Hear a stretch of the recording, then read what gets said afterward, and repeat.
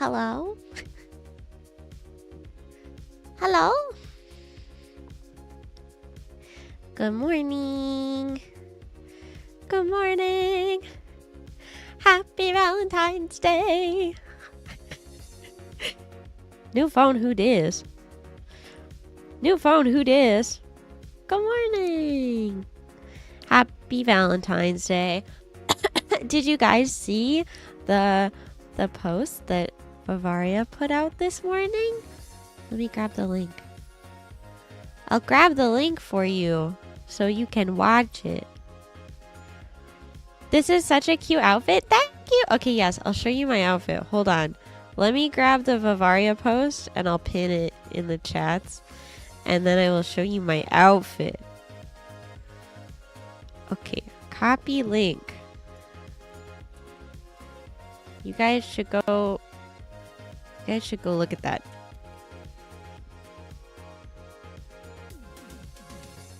Ah! Pin message. Okay, cool. Yeah, okay, let me show you this little outfit. I didn't watch BRB watching? Yes. You should watch it. It's so cute. It's literally so cute.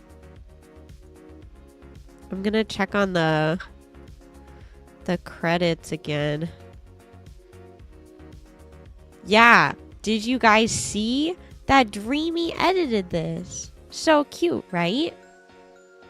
I thought it was so funny that it says like, which VIVARIA virtual member will you let take you on a one-on-one in the pit? Of course. Did you think this was a date?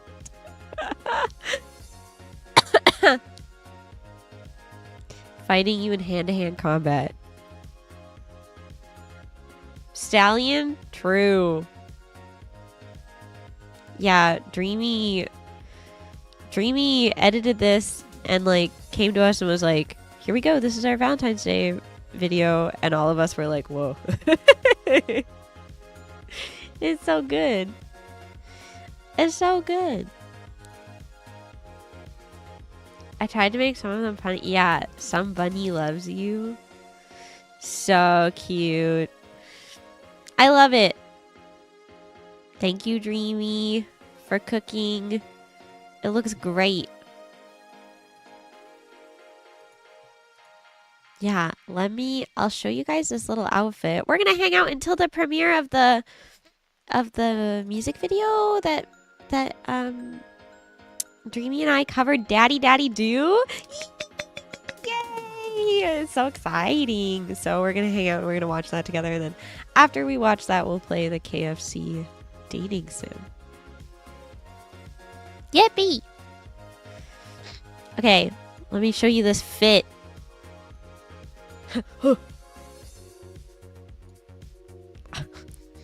I'm shy.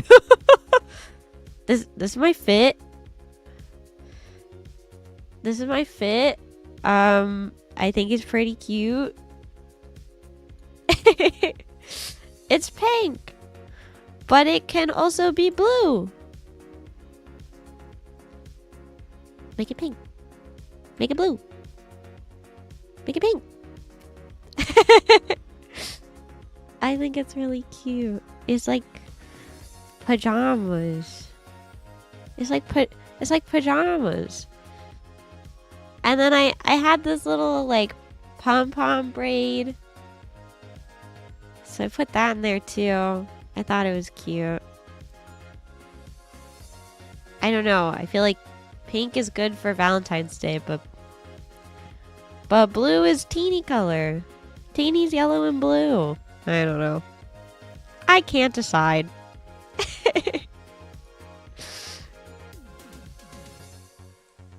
Do you guys have any plans for Valentine's Day? Anything fun? No. We're not doing anything. Oh, okay.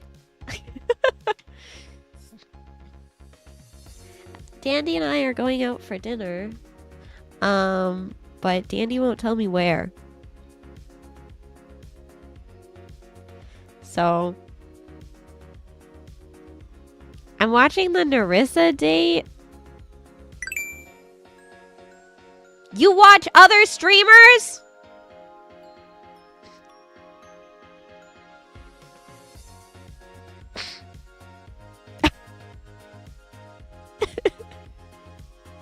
Is today the day we can call Teeny cute? Yes, that's allowed. I will allow you to be a little parasocial on, on Valentine's Day.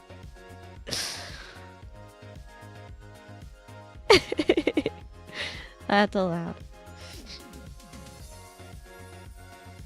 Now, today we're gonna I've never played the KFC dating sim, but it's free on Steam, so I am intrigued. I am intrigued to play it. Hi, Mamo! Tini is the cutest horse Nuki I know. Oh. Buh. Thank you. Let me say hi to everybody who's here. Let me see.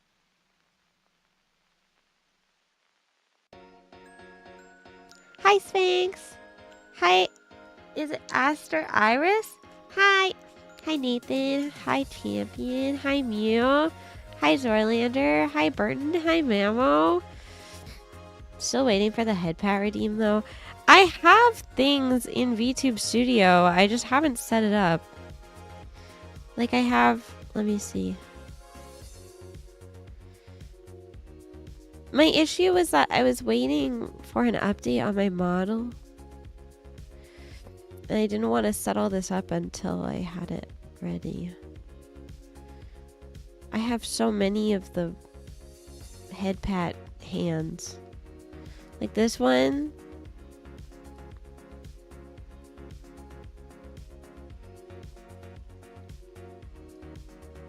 So cute. So cute. I have like 5 of them.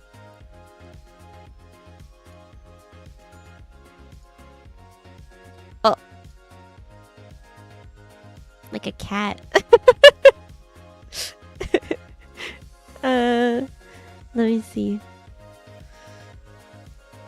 This one? Oh! That's not a head pat.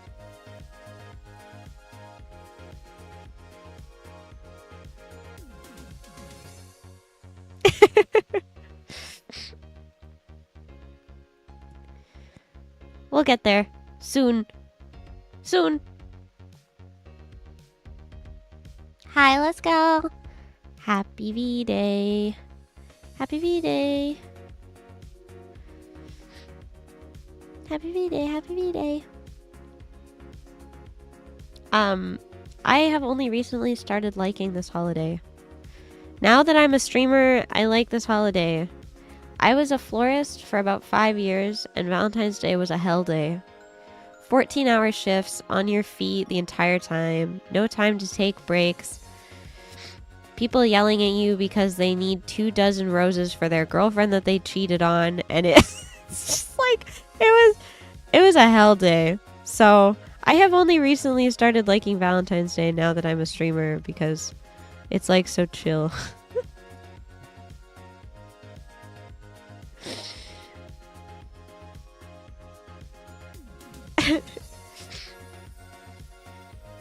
The stories must be nuts, though. For real. There was like this one guy. His name was Boris. Actually, I'm gonna out this story real fast before we start watching the music video because it's insane. There was this guy who used to order flowers for his girlfriend, and his name was Boris. And for Valentine's Day, he sent her this. It's so inappropriate. We had to handwrite all of the cards. I don't know what they think that you do with the cards. Like, as a florist, like you type out the message and then we handwrite it and stick it in the flowers because it's just like more personable. And so I don't know what if they think that we don't read them or like what. I don't know what the intention was behind this, but Boris, he wrote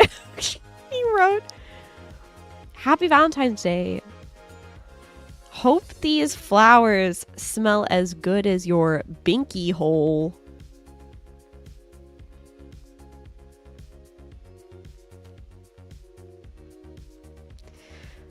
Anyway, we called him Binky Hole Boris. It's so funny. It was memorable. It was, yeah. I think they broke up. He never sent her flowers again. So funny. Anyway. Hi, Kyle! We're talking about how I was a florist for 5 years. Happy Valentine's Day to Binky Hole Boris only. So just keep this in mind. Next time you're ordering flowers from a florist, they read your messages and also they have to handwrite them out. So just a heads up. So awful. Anyway. I need bubble letters teeny to wipe my memory. So true.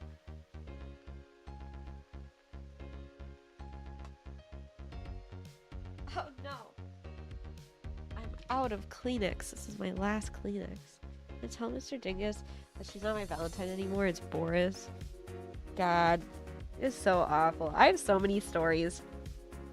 I have so many stories from being a florist.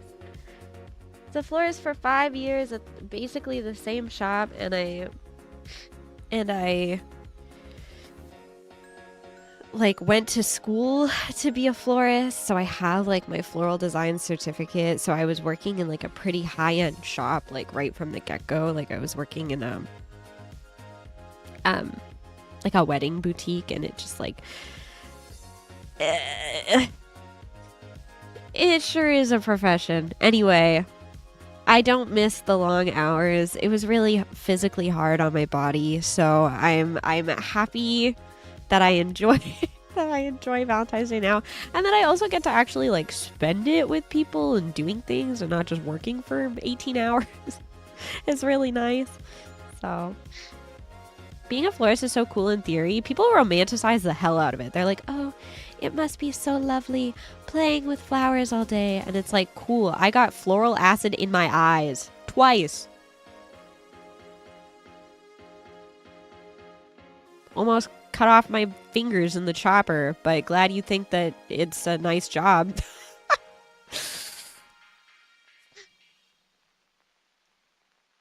Sorry for putting acid in your eyes.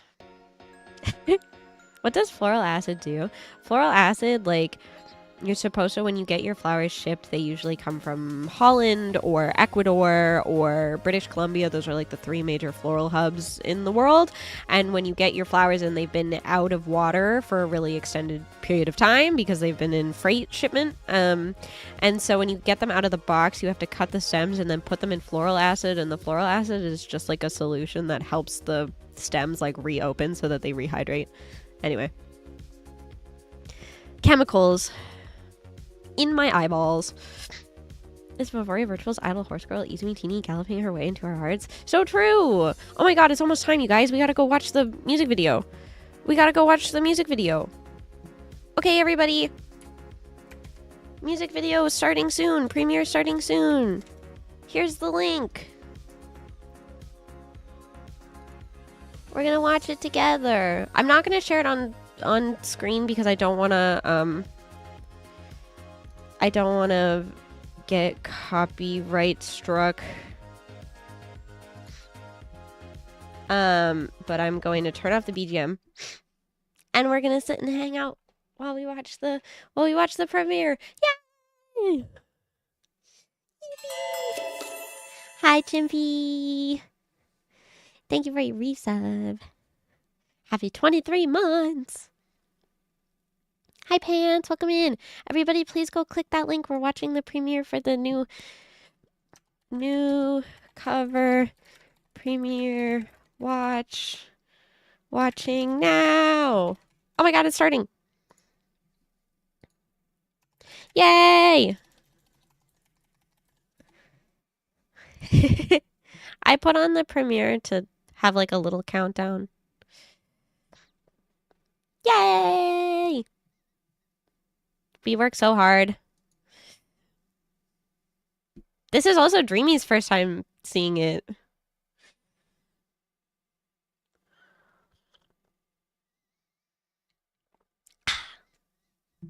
Yeah! The groovy countdown is so cool. So rainbow.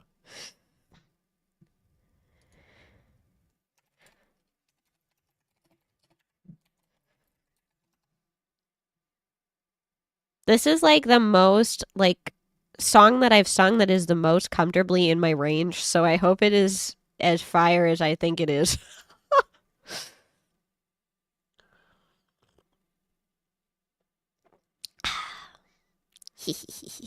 Less than a minute. Yay!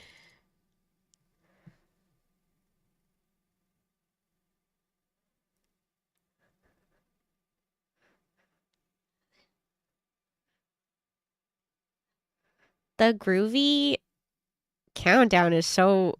It really is groovy. Let's go! Soon! 20 seconds! Oh my god, is Hills watching it on stream?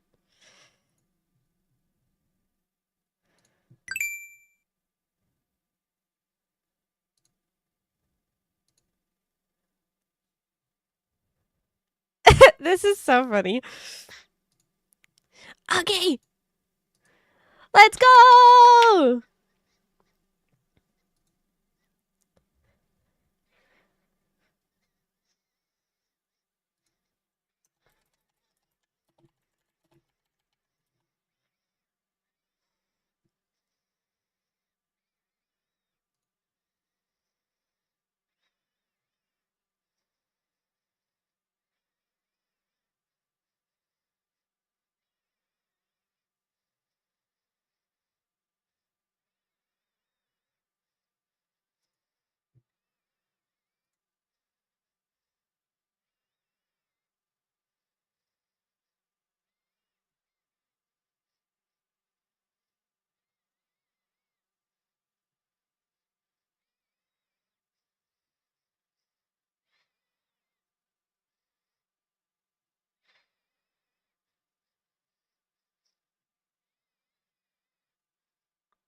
Dreamy's so cute!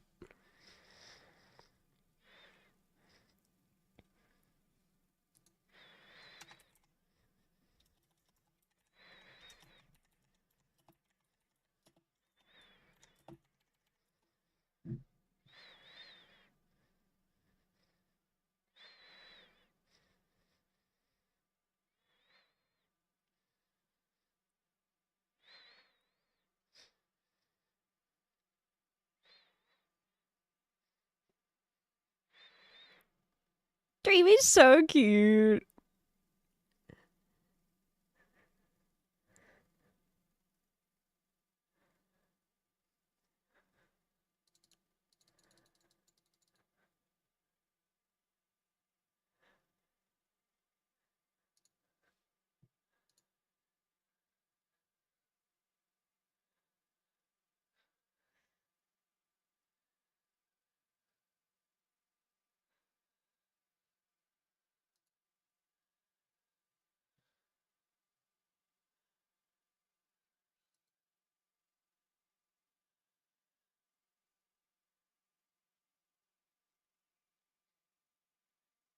Yay! It turned out so good.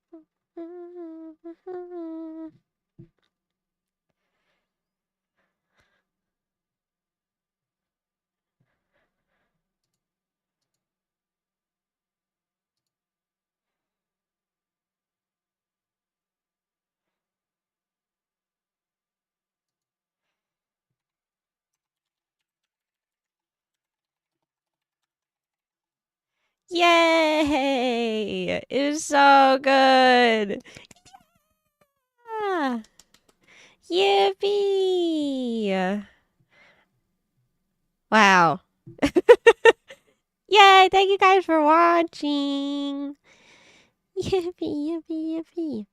Okay, I'm gonna make the pinned new cover. Wait. New cover. Happy V-Day. Okay. Pin it. Yay, we did it. Did you guys like my drip? My suit? Teeny T10. Teeny T10. Butch as hell. I love deep voice Teeny.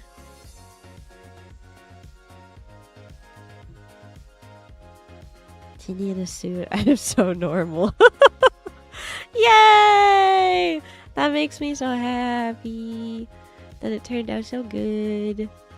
Can you guys do me a favor? One last favor. Can you go... I'm sending this in the Twitch chat. Can you go retweet this, please?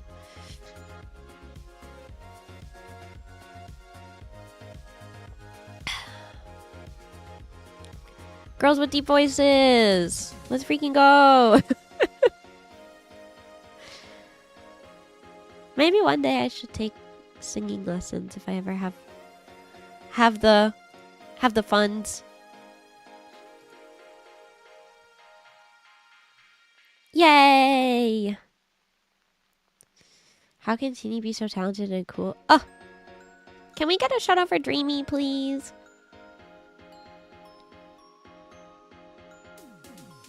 I would retweet it if my Twitter isn't in limited jail. No!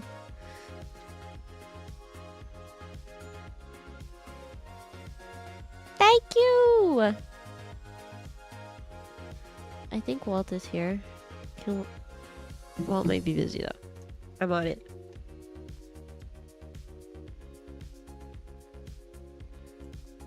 I got it. You guys should follow Dreamy. Dreamy is very talented and cool and lovely and like also a very, very epic singer. I asked her if we could cover this song like months ago, and she was like, wait a minute. Wait a minute, I think you are cooking.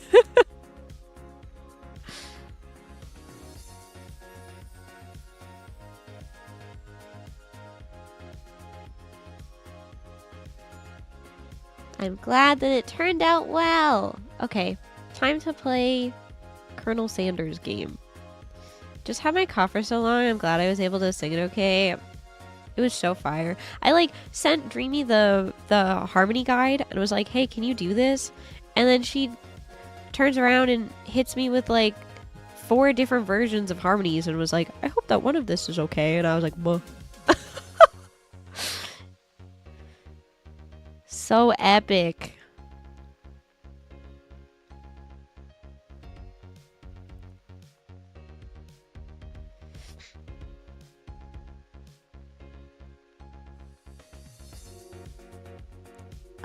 Among the God knows how many covers I've heard of this song, you hit my second favorite.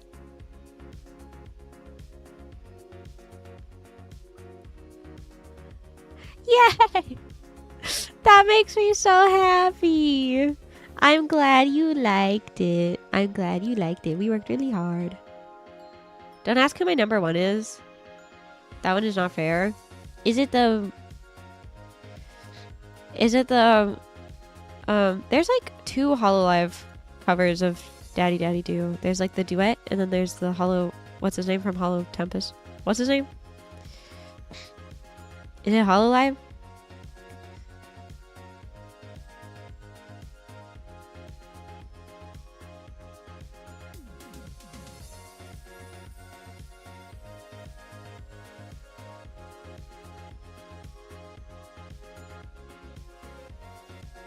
Oh.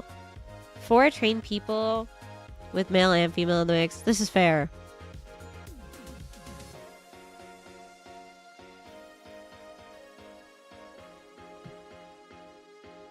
Well, I hope you guys enjoyed it. We worked really hard and the video turned out really good. And I hope that you guys continue to watch it multiple times over.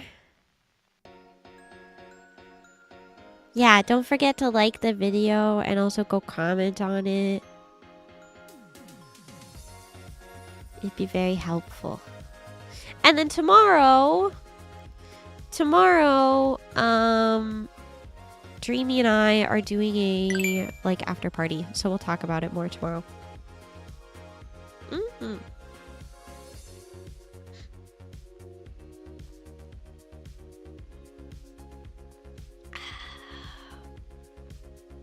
Hi, Lycan, welcome in. Happy Valentine's. I was vacuuming and cleaning. That's okay. I was on it. Don't worry.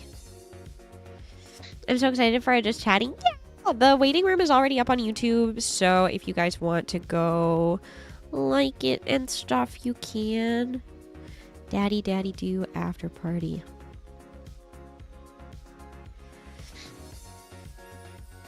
Okay, let me set up the dating sim.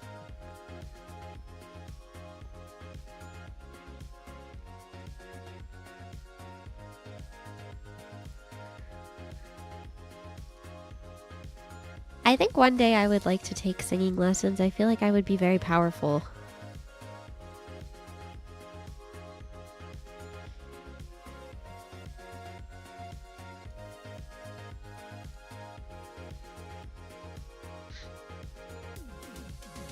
It's the fact that I heard you say, it's okay, I think Paul's still here. Actually, maybe he's busy. I got it.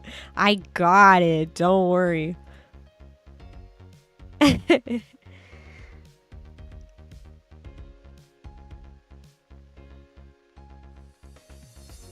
Don't worry, I'm freaking on it.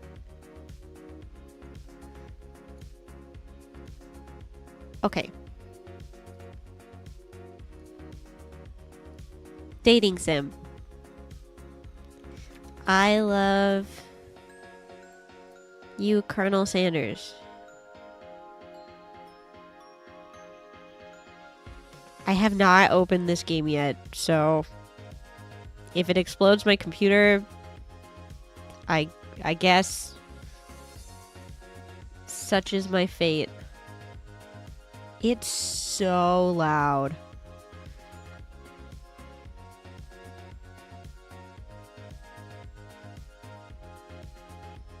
Oh my god, the opening sequence is crazy.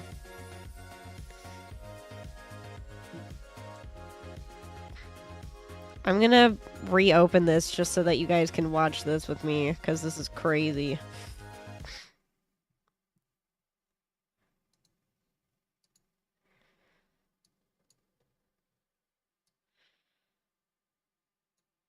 Whoa, that was wild.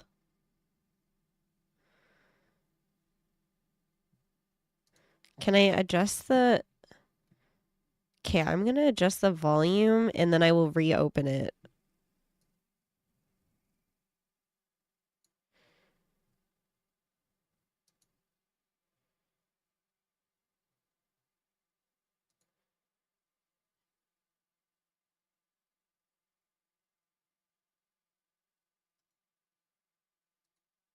Okay.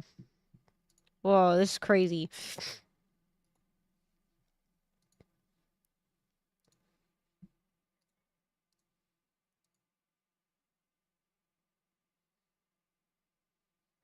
Why isn't it letting me choose it?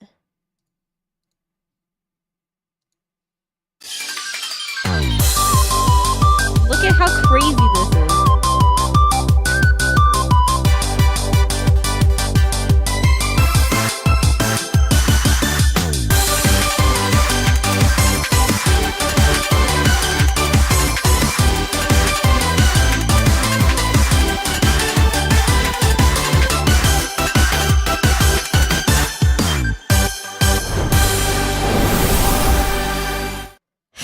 So loud. I already turned it down. I think the opening sequence does not turn down. That's so funny. Okay, but I turned the rest of it down, so hopefully that's fine. I'm just gonna change my title or my category on Twitch. I love you, Colonel Sanders.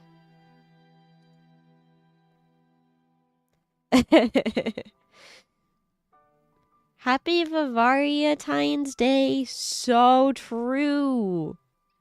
Happy VIVARIA Day. Okay.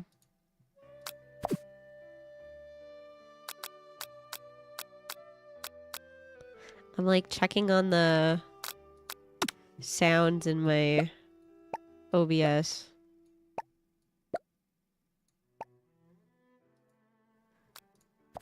Okay. I love you, Colonel Sanders, a finger-licking good dating simulator. Tell us your name. Tebby. Okay.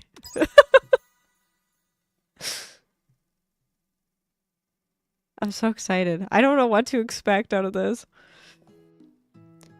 You sleep softly as the morning sun casts a warm glow through the window of your modest student apartment. The world is peaceful and serene. You could stay in that moment forever. Or you could wake up. Now! Your first day of culinary school is no time to sleep in. Smack that clock. Up and at 'em. Lying in bed, you stare at the ceiling, thinking about everything that awaits you at the prestigious University of Cooking School Academy for Learning. Your mind begins to wander. Who will be there? What will you cook? What should you wear? Time begins to fly by, and you find your imagination getting away from you.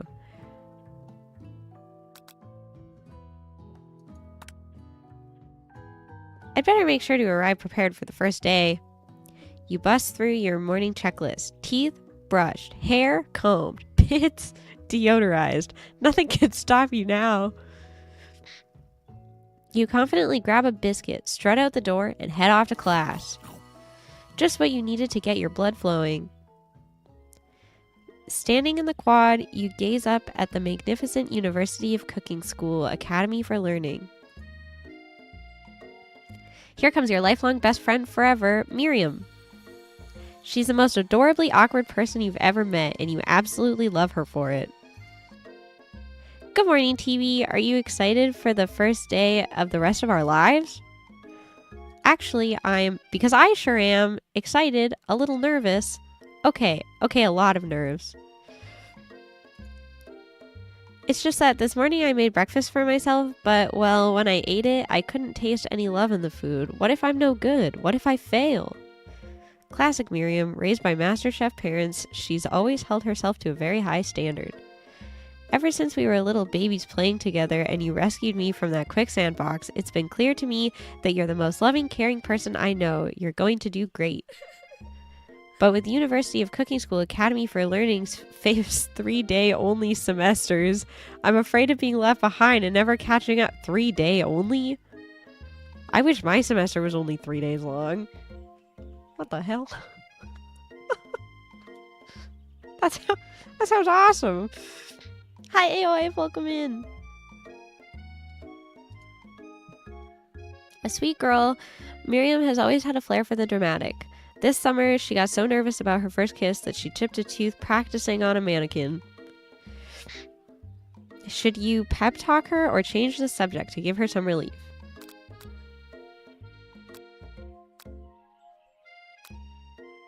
I have heard rumors of this game but never seen it. Well, it's free on Steam. So if you want to play it, you can. It's hard to see Miriam like this and, frankly, quite exhausting. Rather than dwell on her anxiety, you try to change the subject to something more interesting. All summer you've been hearing rumors about a dreamy, enigmatic mystery student who is enrolled at this school. Yeah, that's a little worrisome, but you'll be fine. Now, what about this mystery student we read about on the school message board? Any new deeds? Oh, get this. I heard his name is Harlan, and he's no ordinary student. They say he has powers. He had them ever since he was born. From an egg. An egg? Like a chicken? Don't be ridiculous.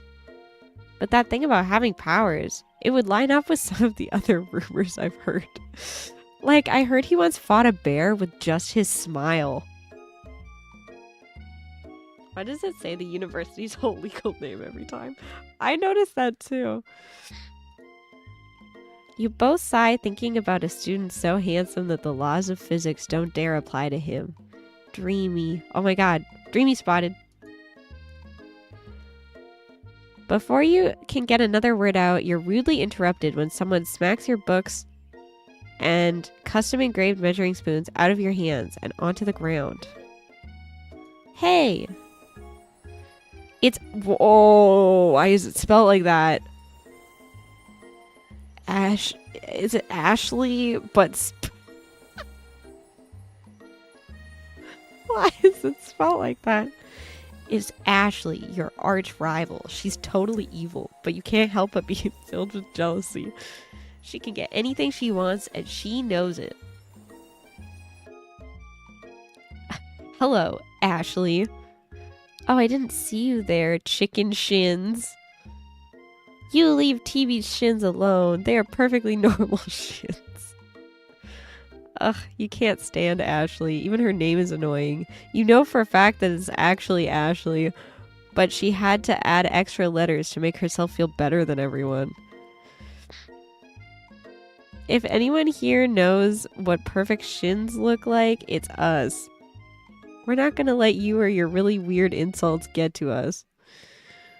Across the quad, you see Ashley's best friend, Van the Man, has stopped to look at his own reflection in the mirror. His pants are so tight you can see him casually working out his glutes while he styles his hair. No lie, they're rockin' glutes. What the... You rang. Huh? You've never been sure what their arrangement is, but as long as you've known them, Ashley and Van have been just as close as you and Miriam, but substantially more devious. He looks like a JoJo's character. You can't see him behind me, but he's strutting. His hair is like shaped like a star at the front. Can't believe that University of Cooking School Academy for Learning would ever allow people like you to attend as students. I know, right? You'd think they'd just hand us our diplomas now. Or maybe hire us on as professors. You amateurs could learn a lot from us. With the first day of school about to start, there's just no time to properly tell these two off, so you resist the urge. Let's go, Miriam. See you later, losers. As you approach the door, you see a goofy-looking kid pushing hard against the window directly next to it. What?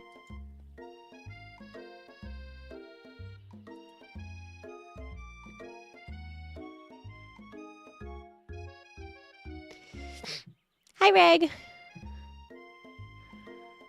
There was like a little fart sound effect that just happened, and I thought for a second that maybe Reg hopped into a call with me because it sounded so similar to the fart sound effect that Reg has set as his enter call sound.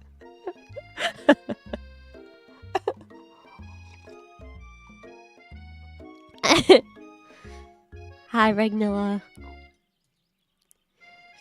You reach forward and easily pull the door open. That should do the trick. I love you. I think you mean thank you? My name is Pop. I was named after my Pop. He's old. Could someone like this also be a student at the school? He must be one heck of a chef. Also, his name tag clearly says Bob. But I guess he's reading it upside down. Hi, Pop. I'm TV. So, are you going to make me hold this door all day? Happy Valentine's Day! Happy Valentine's Day! We were talking about some of my stories of when I was a florist. And how I have only recently started liking Valentine's Day now that I'm no longer a florist. I highly recommend you go back and watch the VOD to learn more about the lore of Binky Hole Boris.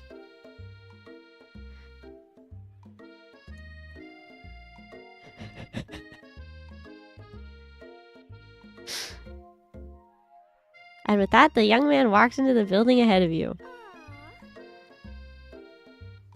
Is it just me, or is he kind of cute?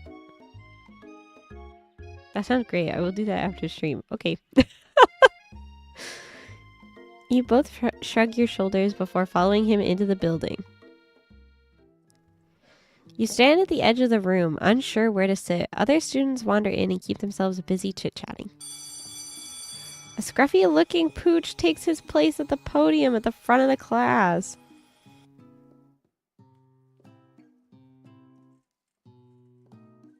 Now, quiet down, everyone. Who is this unreasonably cute pup, and why is he in our culinary class? You must be Sprinkles, head instructor and CEO of UCS AL.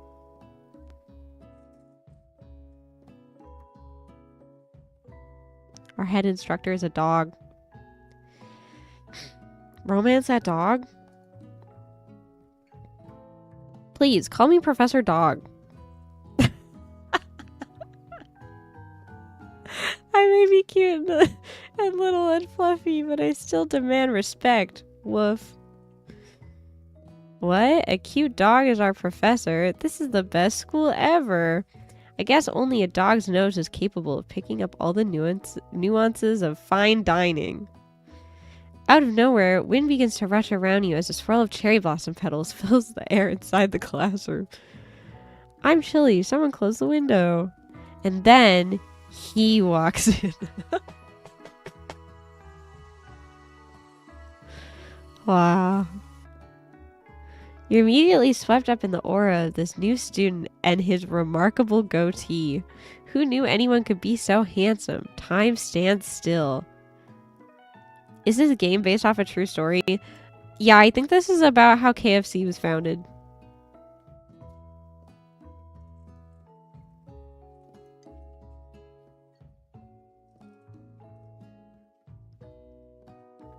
If I had to guess.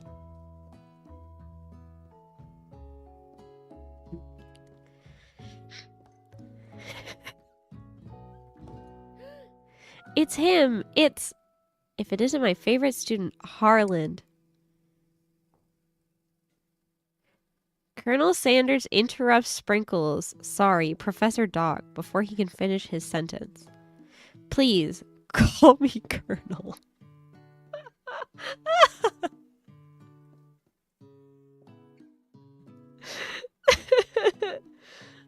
This is what's known as historical fiction, or so they say.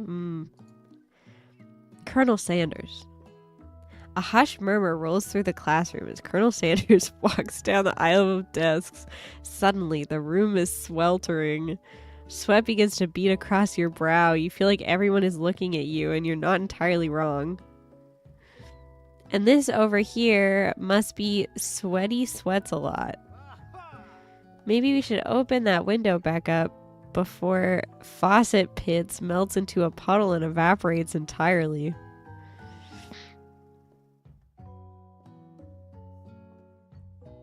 This is just historical, actually. Yeah.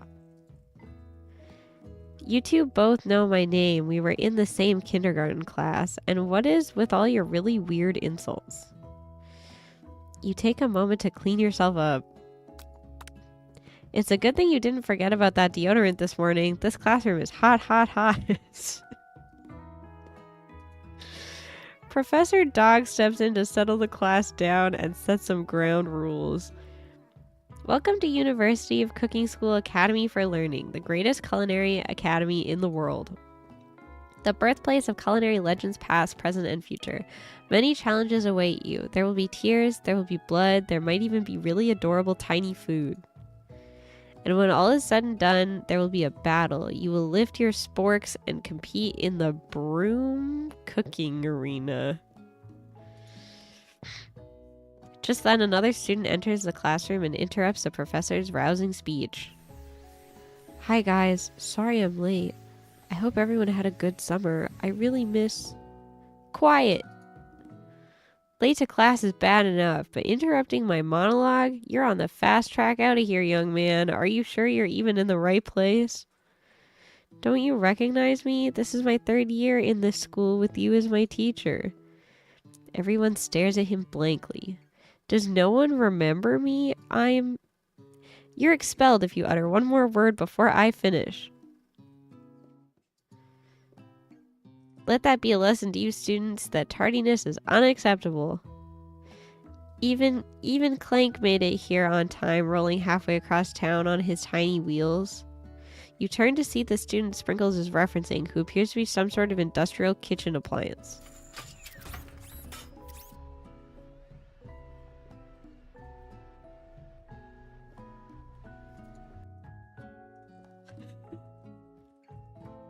The class bursts into laughter. Oh, Clank, you rascal.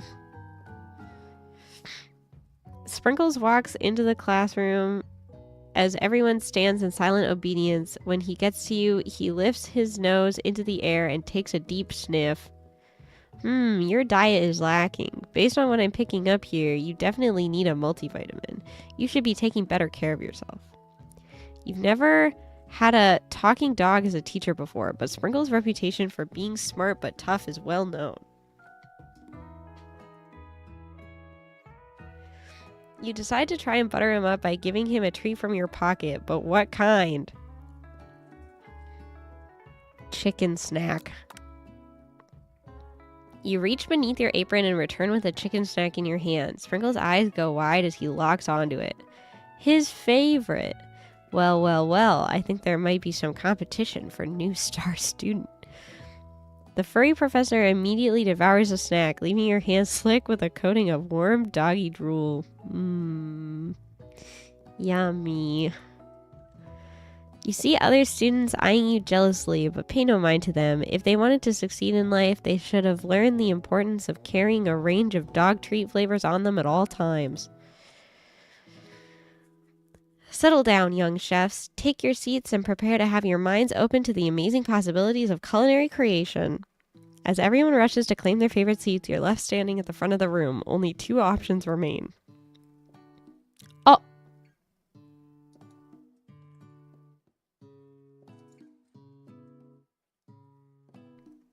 I have the option to sit by my best friend or sit by Colonel Sanders.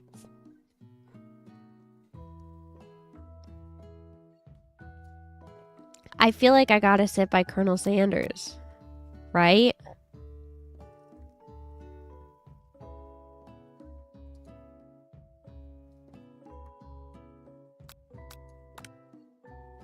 You moved to take your seat by Colonel Sanders. It appears he brought no books, pens, or pencils. However, his perfect upright posture shows off a seriousness that makes you confident in his desire to learn. Thanks for offering me this seat. I've only had 2 rules. Do all you can and do it the best you can. It's the only way you ever get that feeling of accomplishing something. That's so inspiring. A little off topic if you ask me, but okay. As soon as you've settled into your seat, the professor makes an announcement. Think fast, it's time for a pop quiz. Yay, a quiz about me. This incredibly important and surprisingly short quiz will tell me if you are ready for life at culinary school. Keep your knives sharp and your focus sharper. Here comes question number 1. Hi, Swifty! If train A is traveling to point B and train B is traveling to point A, how important is it to wash your hands before cooking? Extremely. Forest is to tree as chicken is to feather, night vision goggles, or a slam dunk.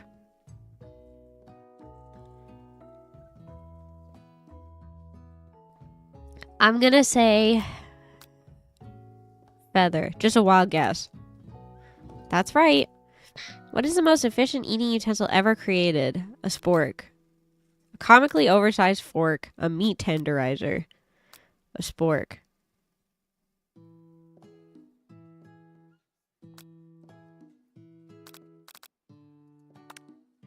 That's right. What food is best for a broken heart?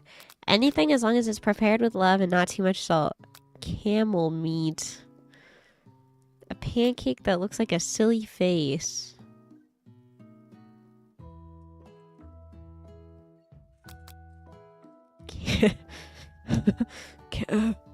Camel meat.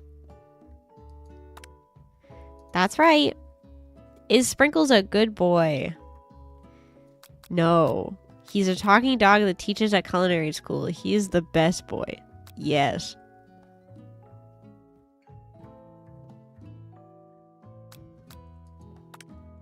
That's right. Your total score is 5 out of 5. Perfect score. Wow, be honest. Did you cheat? You look up to see that Colonel Sanders has been watching you tally your score. He's impressed. I know we just met, but I have to confess. I think you have a beautiful brain.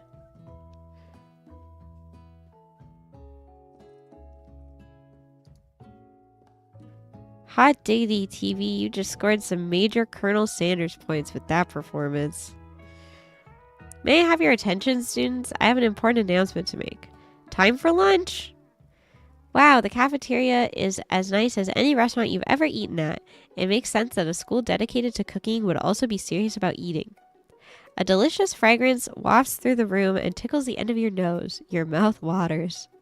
Do you smell that? That must be our lunch. It smells crazy good. Everyone, can I have your attention? Is it about lunch? No, I just wanted to apologize for my tardiness. You see, I was... Howdy, folks. I'd like to make an announcement. Oh my god. It's about lunch. Everyone cheers.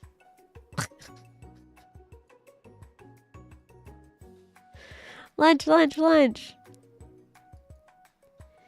In honor of the new semester, I have prepared something special to share with everyone for lunch. That must be the smell I smelled. Indeed, that smell. You hold your breath, waiting to see what food this mysterious student has created. You've heard that he's very talented, but were the rumors true? Is this... Colonel Sanders lifts a large bucket above his head. Its contents glimmer in the light. Piled high are huge pieces of chicken, breaded and fried to a crispy golden finish. The aroma envelops you, and you begin to feel warm and safe. Colonel Sanders has filled a bucket with chicken? What a novel concept. Your stomach begins to grumble as if to say, stop thinking and start eating. For years, I have been developing a secret recipe for the perfect fried chicken. By my calculation, nothing less than 11 herbs and spices are required to achieve the perfect balance of flavors. Kyle? Huh?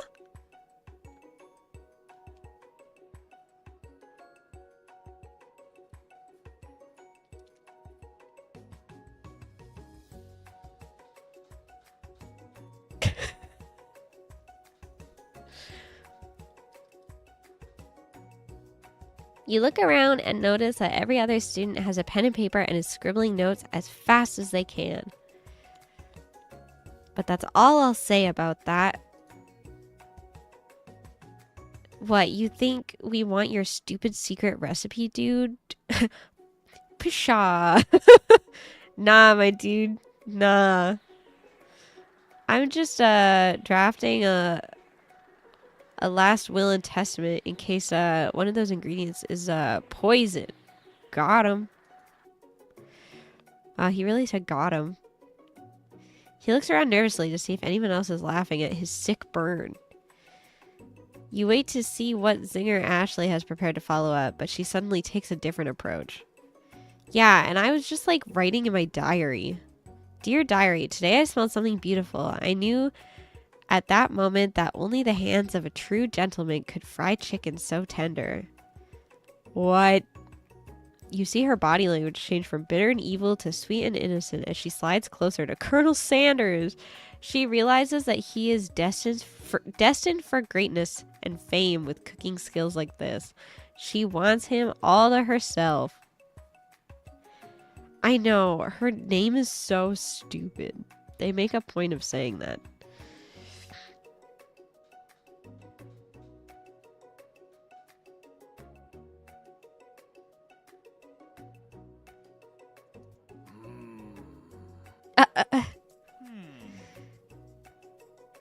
Well, Van the man, if you don't want any, I'll take his. Whoa, hold on. I mean, I guess I'll try it. He takes one bite and his eyes grow wide. He starts contorting his face as he tries to hold in his pure exhilaration and act unimpressed. Easy now, there's enough for everyone. Please, my fellow classmates, dig in. You take one of the pieces of fried chicken out of his bucket and sink your teeth into it. It's amazing. Tasting Colonel Sanders' food transports you to another dimension. Alone with your taste buds, gripping a drumstick in your hand, you float weightlessly.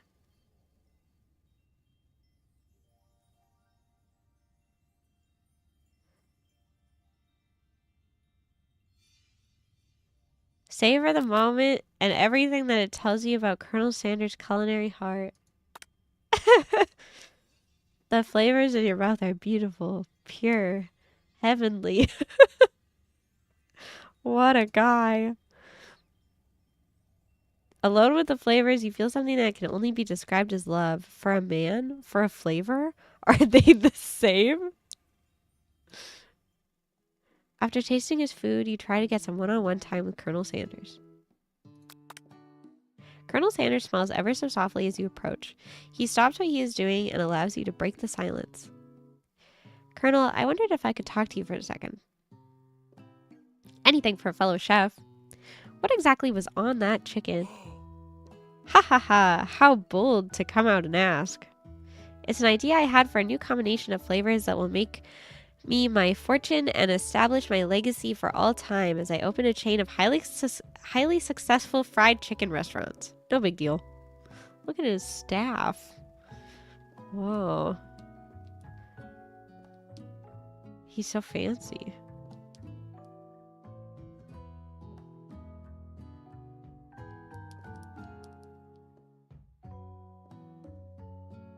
Sorry, I'm looking up. Oh, okay. Is ketamine part of the 11 herbs and spices? Yeah, I've heard that.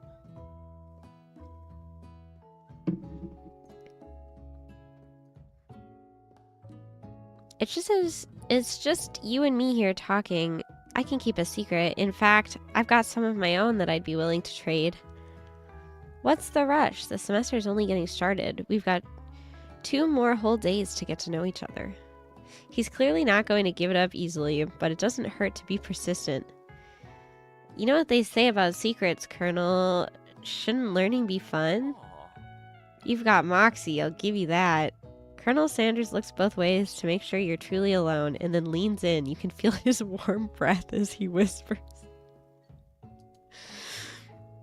Just one ingredient, but you can't tell. Oh, they're not even going to tell me. It's something my great-grandmother taught me. Wow. You'd never have guessed that. In fact, you're not even sure where you'd get some if you searched. While you're wrapped up in that huge revelation, you notice that Colonel Sanders has disappeared while everyone else is still in the cafeteria. You decide to look for him. You find Colonel Sanders outside, standing in the quad. Oh, it's you again. Howdy.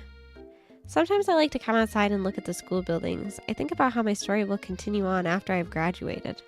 Sounds like you have big plans. I dare say the biggest. I will leave my mark on this world. You can bet on that. Colonel Sanders. What? Greg!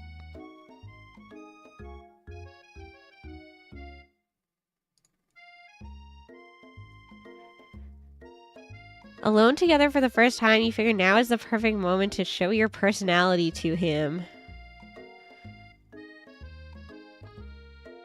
Be modest but thoughtful. Wow him with a big idea.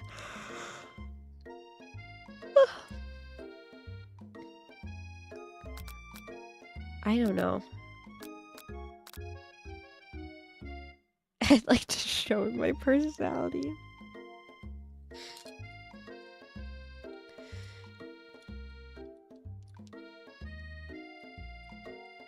I don't know all the internet rules, so I'm just gonna assume that it was wildly inappropriate.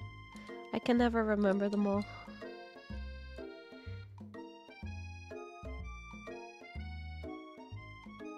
Oh, sorry, one sec. I just have to check something. I just got an email.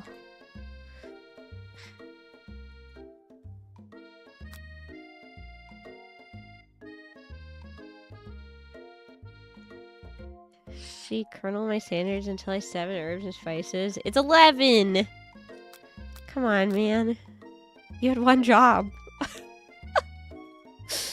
Wish I got an email. Unfortunately, it was not the email that I was waiting for.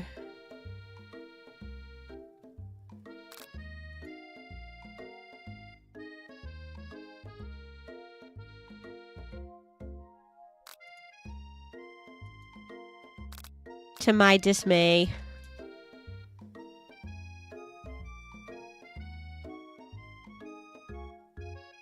That's okay.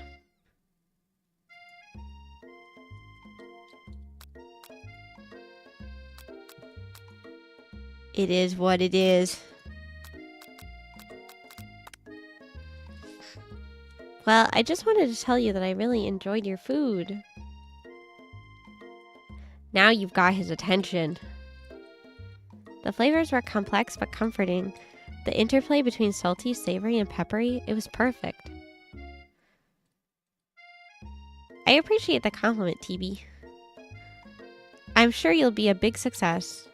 I know we've only met today, but I'm starting to get the same feeling about you. We should head back inside. The next lesson starts soon. You step into the massive cooking arena, where the afternoon lesson will be taking place. Each student gets an oven and all the tools and ingredients they could need. Look at this place. It's magnificent. Finally, we get to show our stuff. Wait a second. Oh no, we have to show our stuff? What if I totally blow it? You're not going to blow anything, except maybe kisses to the crowd of fans you're going to earn with your signature adorable tiny food creations. Welcome, students, to the cooking arena. For today's lesson, we'll be cooking with partners. Hurry up and pair off. Naturally, Miriam looks over at you, but unable to control yourself, you pounce on Colonel Sanders. course.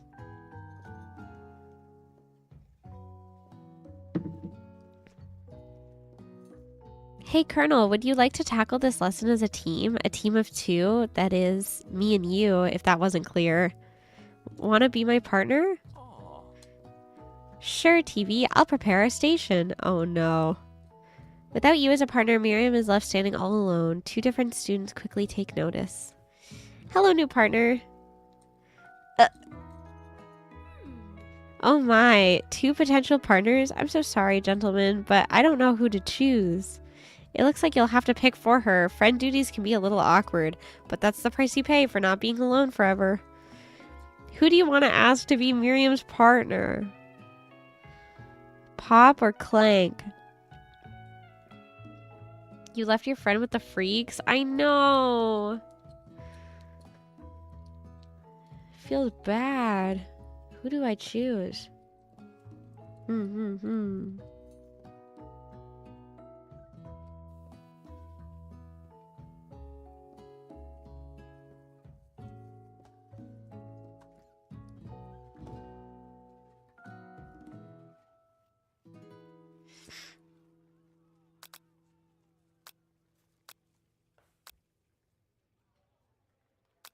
Clank.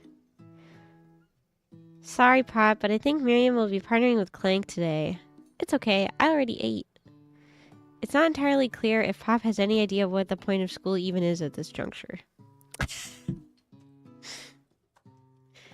Clank is clearly excited to have some attention. He heats up and begins to roll back and forth. Warp, warp, warp. Hold on there, fella. We don't even know the assignment yet. Technically, Clank might not have a face, but there's something charming and earnest about him. I feel like I need to show you his little smile right now.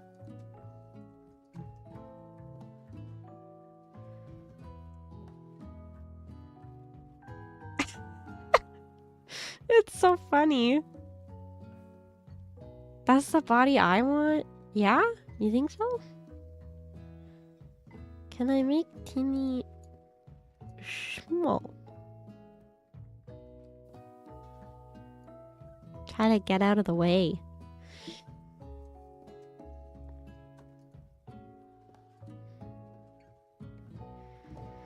Tissue, I hardly know you.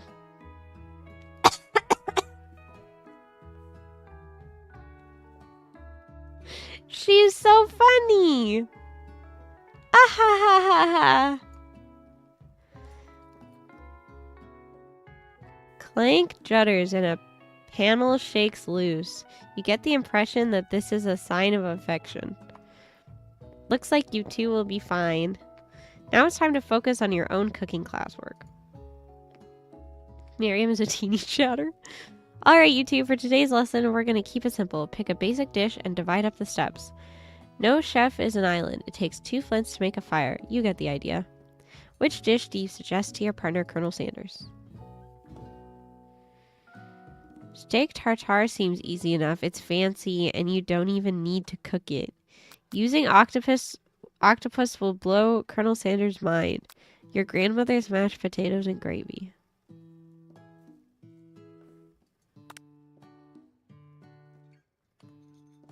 I've always been something of a down-home chef. I was thinking we could make something warm, inviting, and comforting. Maybe mashed potatoes. And gravy? I couldn't imagine one without the other. Colonel Sanders casts a coy look at you, causing your whole face to go beet red. Embarrassed, you quickly turn away. I'll go get the potatoes. No, please, let me. Picking perfect produce is a passion of mine. Looks like things are getting pretty fresh around here. Does someone have a crush on Colonel Sanders? We're just cooking partners. Mind your own business. Sanders' heart is my business. And you'd better keep your fingers off my man. Girl. Hot Colonel Sanders can't hurt you. Octopus. Octopus.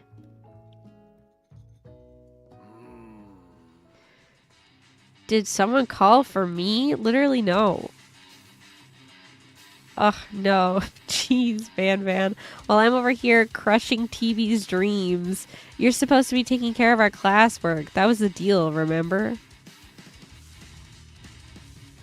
Colonel Sanders returns, arms full of peeled potatoes. He tosses them into boiling water and turns his attention to you and your old friends. Oh, howdy there, Ashley. Van. Are we working in a quartet instead of a duet now? Actually, no. It looked like TV was struggling, so we offered to give them a hand. You know how it is. These young amateur chefs need a lot of mentoring. I was going to say, Colonel Sanders, maybe I could also teach you a thing or two about fancy food. Maybe one day you might be able to get up to my level. Ha! Doubt it. Don't be rude, Van. Personally, I have no doubts whatsoever about Colonel Sanders' ability to concoct creations worthy of admiration. After all, your fried chicken was quite spectacular. You guys, this game has been really hard for me. My dyslexia is giving me a hard time. What is this music? I don't know. But, Colonel, if you ask me, I might make a better partner for you than this thing that has positioned itself at your station. Don't you feel deep down that we cast complementary shadows? We fit together like a thigh and drumstick. It just makes sense. Nothing about this makes any sense, but one thing is clear. She's coming for Colonel if you don't watch out. Ashley is really going at you. What? Ashley is really going at you hard. You need to ask for some backup here before things get ugly.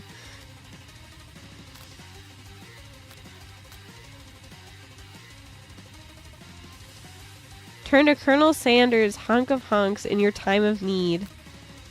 Turn to Miriam, your forever bestie who always has your back.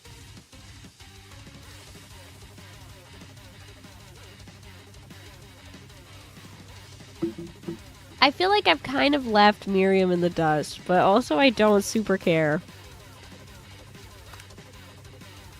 I'm here to learn and to express myself via my cuisine, not bicker with prima donnas. Partners were chosen at the beginning of class, so let's all respect the format, okay? You turn to Colonel Sanders to confirm that you're on the same page. I chose Colonel Sanders, and Colonel Sanders chose me. Isn't that right?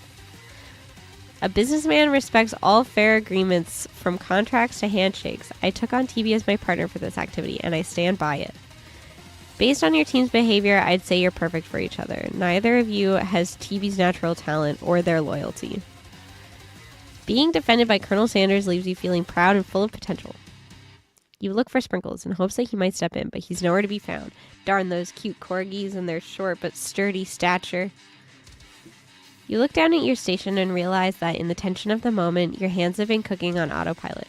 Distracted by the drama, you've already crushed the boiled potatoes into a perfectly creamy mashed texture with plenty of butter and cream for flavor. It's as if your natural passion guided you through the steps you know so well while your attention was elsewhere. I know just what to do. Colonel Sanders extends his hand. He's holding a beautiful white porcelain gravy boat out of which pours a smooth brown gravy, smothering your nearly finished potato dish. Why is it so fancy? Gravy flows down the mound of mashed potatoes. The results look spectacular. Granny would be very proud. Colonel Sanders holds a spork out to you. You reach out and grab hold of it, but he doesn't immediately let go. The two of you stand holding the same spork, and for that small moment, all of the madness and pressure in this crazy world stops. Wow. Your eyes lock. The moment is electric. Time stands still. If you love something, set it free.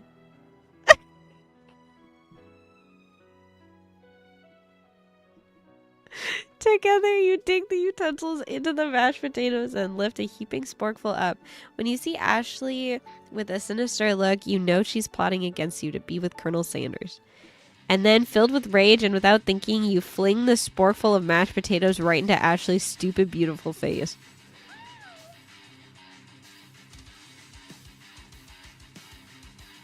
He's like got tears in his eyes. Van, do something. Scooping up a fingerful, Van tastes the dripping mashed potatoes and gravy and realizes that it's delicious.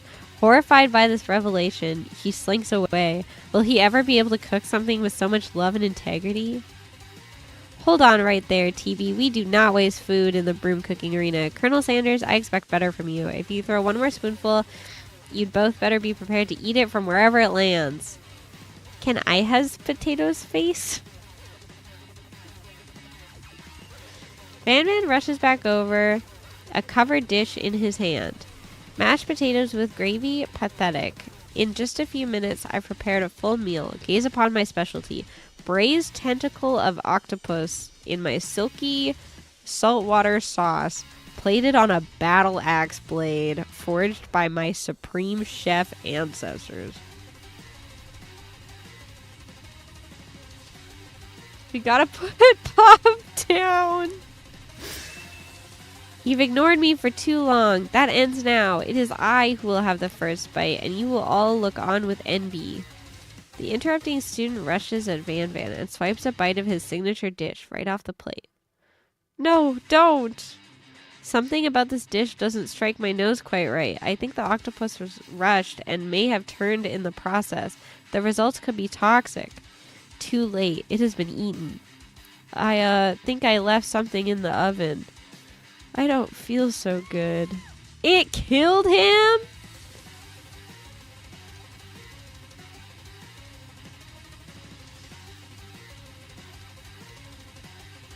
There's so much happening right now.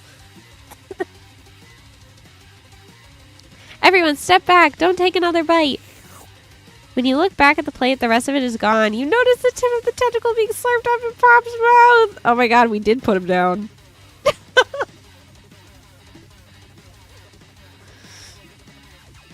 Pop winces in pain for just a moment, then is almost immediately back to his oblivious self. Oopsie. Tastes like poison. What?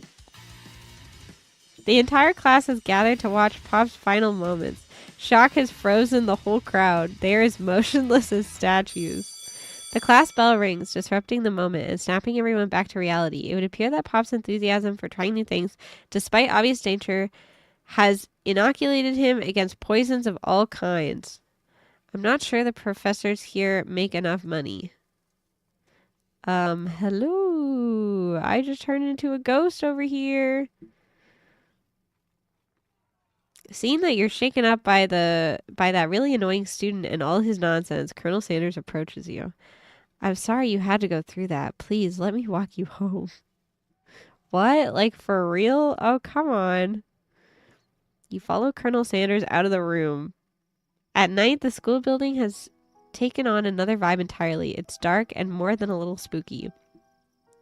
Colonel Sanders stands in the quad's neon glow and speaks softly. Those mashed potatoes you made in class today. Before you go on, I want you to know they're not a great representation of my skills. I didn't even realize I was making them. They were amazing. Tasting them, it reminded me why I became so passionate about food to begin with. Colonel Sanders is getting choked up. Cooking is obviously important to him in a way that you find inspiring. Now might be the perfect time to tell him you're developing feelings for him. Colonel Sanders? Yes, TB? There's something I need to tell you. Hold it right there. There's something I need to tell you first. You see, when I was just a boy, I had a dream that one day I would be the greatest chef the world has ever seen. And every day since, I have been working toward that dream, day and night, never stopping, never resting. Also lifting a lot of weights, like so many weights. We should follow our dreams with all of our hearts, that our souls may grant them like wishes floating on a shooting star. Okay.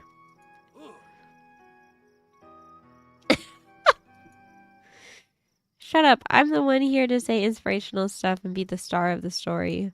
Are we forgetting that your cooking literally killed a guy? You can't prove that. I also saw you kill that guy. What was his name? Somewhere in the distance, you hear a long, sad sigh. Forget him. We're talking about me. Me. I'm the hero. The spork monster is here to fight a hero? What is happening?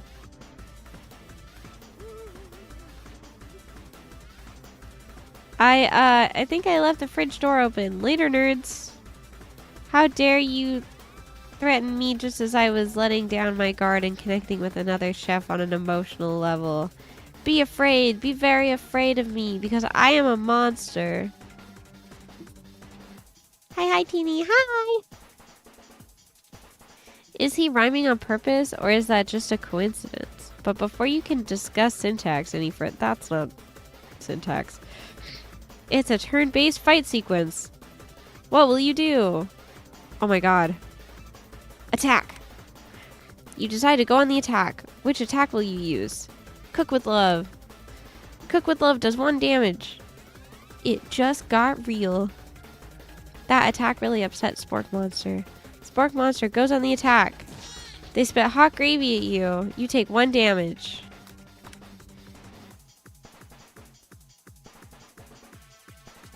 Trepidation. You continue to stay back and endure whatever comes your way. It seems like a pretty weird strategy, but okay, sure, you do it. Spork Monster focuses their mashed mind and draws in energy from Mother Earth itself. Uh-oh.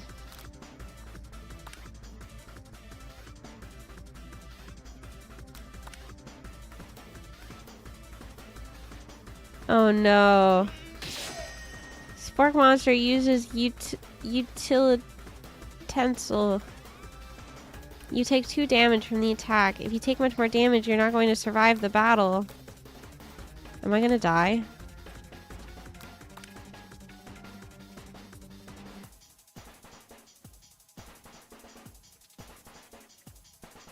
Vile villain, your reign of terror stops here.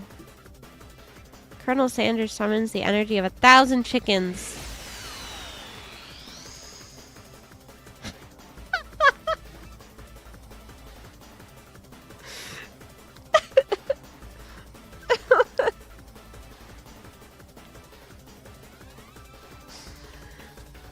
Pot pie power pinch!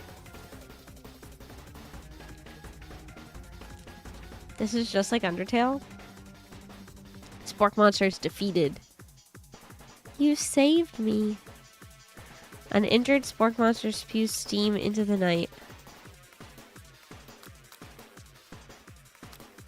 Spare this wretched beast. You manage to tamp down your disgust at the sight of this gnarly beast long enough to realize that he is still a living creature with a pure soul who deserves your pity, not your wrath. Be gone, beast, and don't you dare come back for a follow-up encounter tomorrow. I won't forget this, and I certainly won't be back, like you said. The Spork Monster scuttles off into the night. The defeated monster left behind a special item. It appears at first to be a cookbook, but upon closer inspection, it's so much more. It's a book of magic spells with a golden chicken on the cover. You open the cover and find a library card tucked inside. The last name to have signed it out is Borgo. Borgo. That name sounds strangely familiar. Your blood is pumping as you stand in the quiet of the night, holding the mysterious book in your hands. As you come down from your battle buzz, you realize that your final attack has left you completely depleted. The world around you begins to fade away. Without any energy to keep your eyes open, darkness overtakes you. The image of Colonel Sanders flashes before your eyes as you fall asleep. He must have helped you get home. In your tired state, you don't know if you could have made it without him. What a guy. You want to thank him, but you don't have the strength to utter a single word. You feel your covers being pulled up over you as you are tucked in tightly. Good night, my colonel. In your dream, you're together with Colonel Sanders. For some reason, Sprinkles is also there, instructing your love. Dreams are weird. What the? You awake on day 2 and attempt to process the wild visions you had. Were they memories or premonitions? And then there was that secret ingredient that Colonel Sanders went ahead and told you outright. Not much of a secret, huh? It's probably just because he already trusts you so much. Sure, that makes sense. We'll go with that. You meet up with your bestie in front of the school. Before you can tell her about the encounter with the spork monster, she launches into a story of her own. Okay, I know this might sound a little strange, but I think I might like Clank.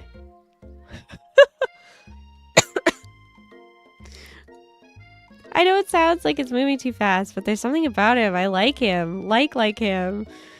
We got to talking after class, and he's actually a totally sweet guy. Not only that, but he's really smart. He told me all kinds of stories about Colonel Sanders. Did you know that Colonel Sanders was the most popular kid in his high school? No, but that does make complete sense. Yeah, but he was so popular that he was voted prom king at a school he didn't even go to, and was also the convertible that he himself rode in at the front of the homecoming parade. What?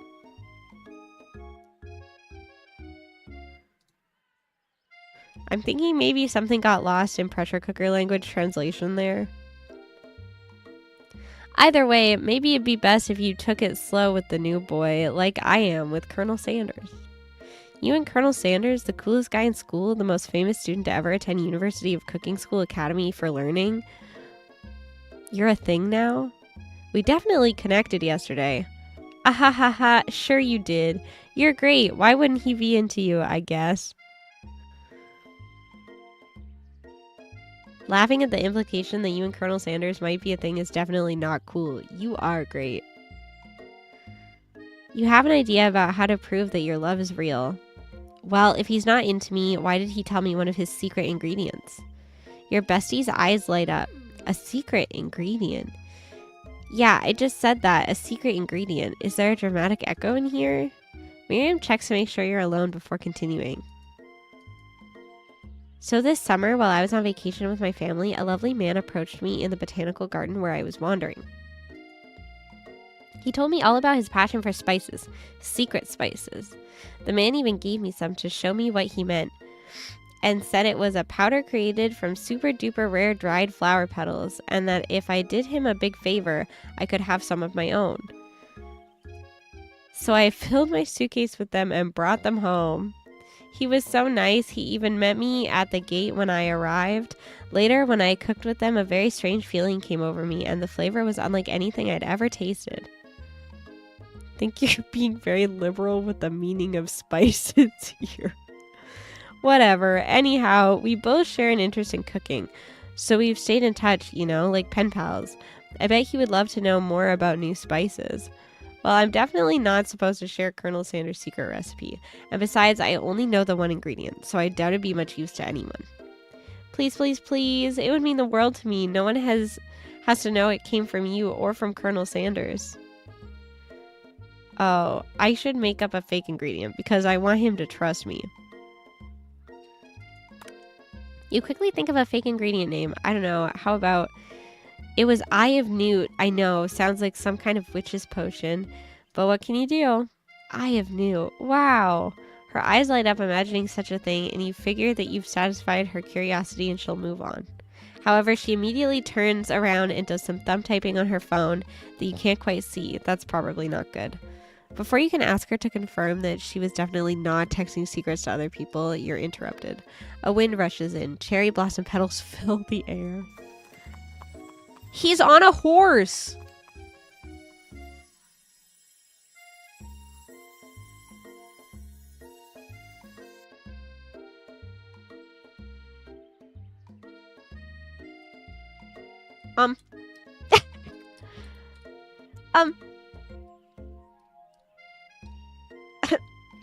Tucks hair behind ear. It's Colonel Sanders. He's arriving at school. Run to him. Stand back and admire his majestic glory. You decide that the best way to show Miriam how serious you and Colonel Sanders are would be to run to him. Surely he'll sweep you up onto the back of his stallion and you'll ride away together. That'll show her good. Oh, Colonel, my Colonel! However, your sudden movement surprised the horse and it rears up, kicking you directly in the face. Horse kick to the head. The force of the blow completely knocks you out cold. Did I die?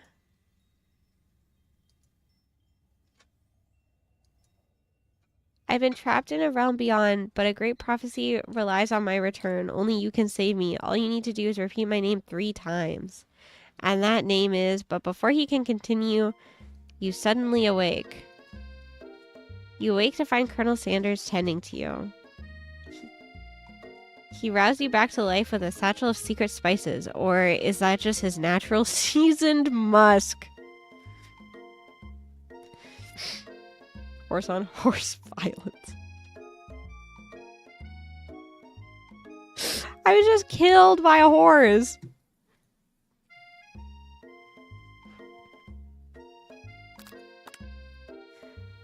Maybe he shouldn't be riding a horse to school, and maybe he shouldn't be running, and maybe you shouldn't be running up to animals you don't know. It's hard to say who is in the wrong here. But one thing is for sure, that Colonel Sanders is pretty dreamy. That horse has beautiful shoes. I could really feel how smooth and sturdy they were when they were pressing into my face.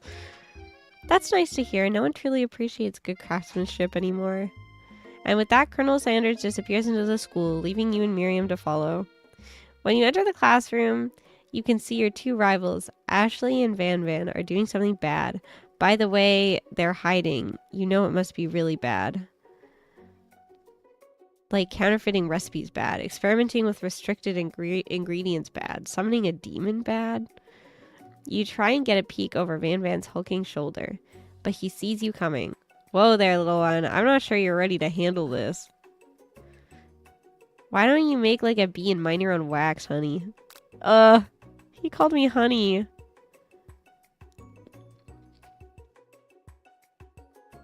I just need to grab some water. Talking so much is making my throat hurt.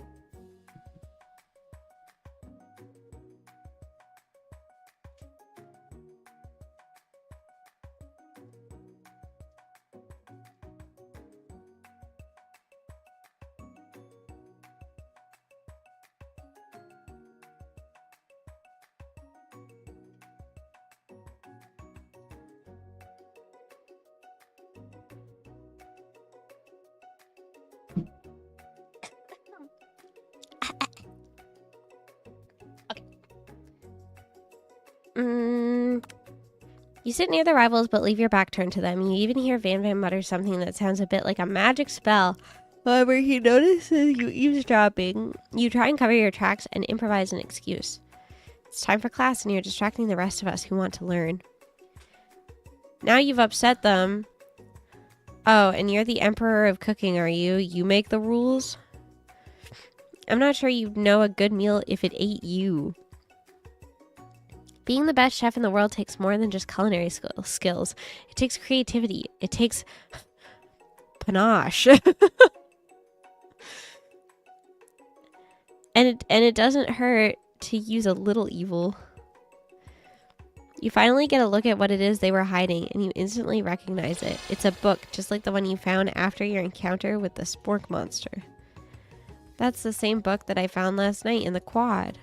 Ashley immediately elbows Van Van, who hides the book behind his back. I don't know what you're talking about. That book is a family heirloom, and its contents are secret. You notice that they haven't just been studying the book. They've got Pop pinned to the wall, and they're tossing potato skins at him as he tries to catch them in his mouth.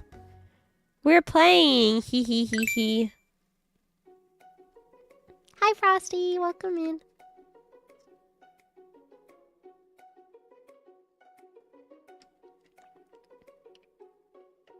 That's how I play too. Before you can dig in any further, you're interrupted by the arrival of more students. It's almost time for class. Beep beep. Clank must be running late. He's in such a hurry that he rolls right over Van Van's meaty foot. Hey, watch it, you bucket of bolts. You watch how you talk to him. He didn't do anything. Who do you think you're talking to? I've never heard such language, not even from a stand mixer. No, your mother was a stand mixer. Oh my god, he's so mad. Van Van jumps to attack Clank, but Clank shocks Van Van, sending him flying across the room. Protect me, Colonel Sanders. These crazed men are about to come to blows. I think it might be over me, but I'm not interested in either of them. Hi, Leslie. Ashley's tone has completely changed in an instant. She bats her eyelashes at Colonel Sanders. Surely he must know that this is a ruse, right? Gentlemen, get a hold of yourselves. Save it for the arena, or at least, or don't. Honestly, what do I care? I've got lofty career aspirations to focus on. Maybe I can help you with your business plan. But then, Sprinkles arrives to signal the true start of the class day. He's panting, which doesn't seem that abnormal. He's a professor, but he's also a dog. This storyline is like so random and like hard to follow.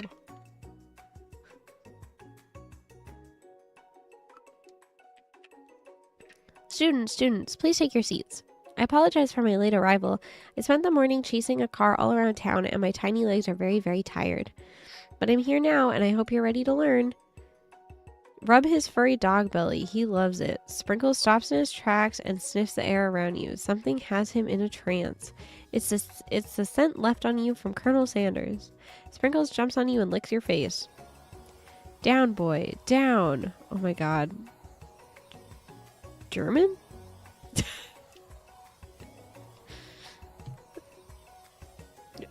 German?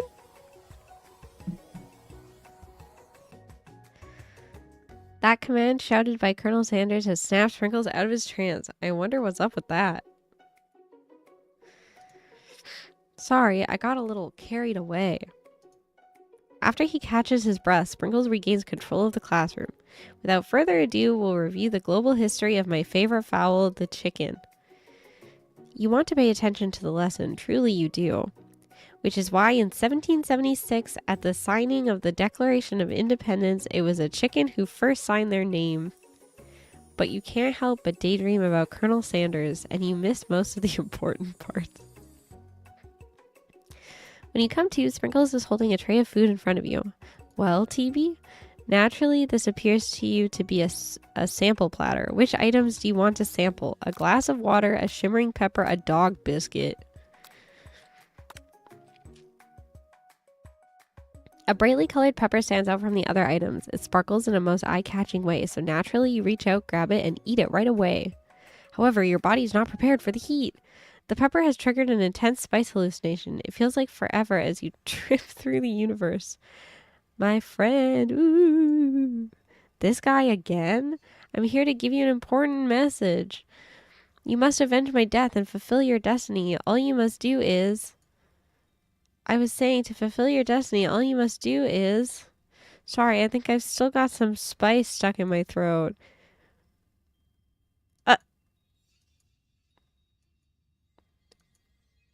The prophecy. You feel yourself begin to regain consciousness.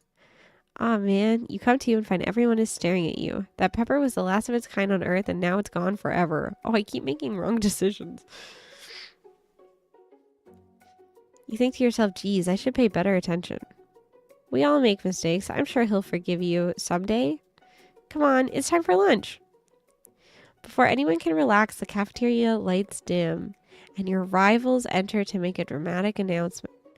Today's lunch will be prepared via timed competitive cook-off.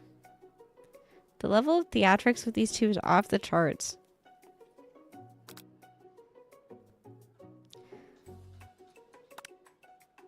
Is everything a competition with you two? Yes. Yes. Well, not with me. I'm on a personal journey to learn to love, to learn to love. Sure, why not? But definitely not to constantly battle. Yeah, stop getting your genres crossed. Don't you have some portable monsters to capture or something? Pokemon reference.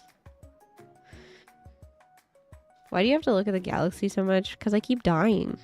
Because I keep going into a state of death. I need to eat if I'm going to have the energy to sustain my education and pursue my dreams of being a master chef. How are any of us supposed to get anywhere if we're constantly fending off challenges from every know-it-all with an apron? Besides, I already brought my own lunch. TB, you should have it. It will give you the energy you need to succeed. Miriam reaches out and presents a gift to you.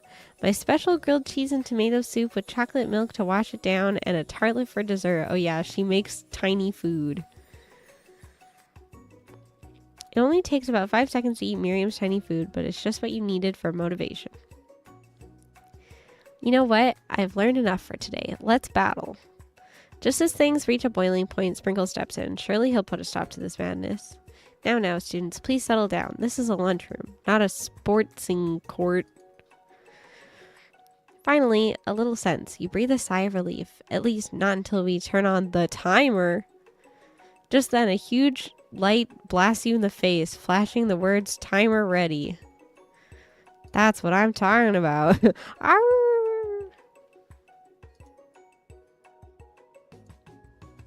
If it's a battle you want, it's a battle you'll get. My bestie can best the best of them.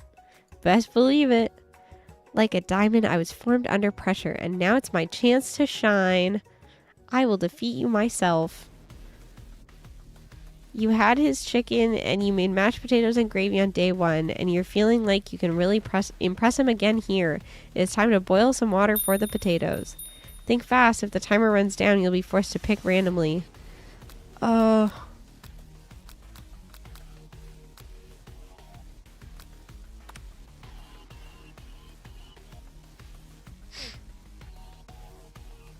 The best guy? Hi, welcome in. Thank you for the follow.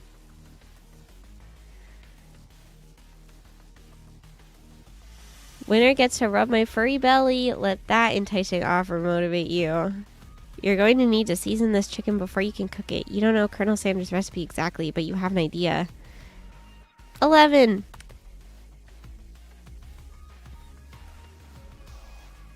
Happy Valentine's Day! Now that you've got some basic steps going, it's time to elevate your craft. What state of mind offers the most flavor?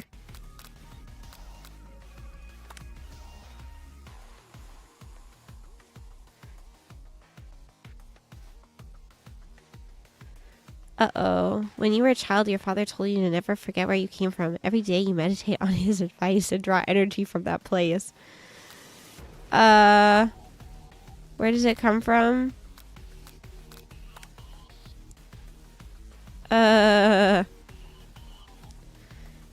Why does this game look like KFC? Because it is.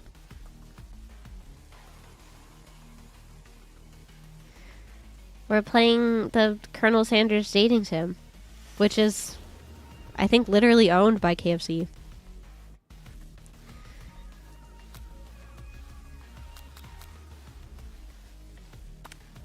Oh no, that's wrong. I believe in you, TB. He's actually cheering you on, which would be awesome. Except knowing he's watching you makes you totally forget what you were doing. Now all you can think about is Colonel Sanders. How many spoonfuls of gravy will it...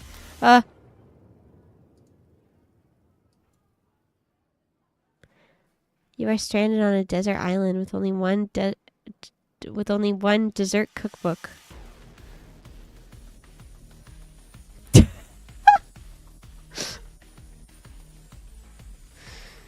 Looks like a cool game right now. I'm playing Fortnite. Oh yeah. They added... Oh. Hey, that's a good song.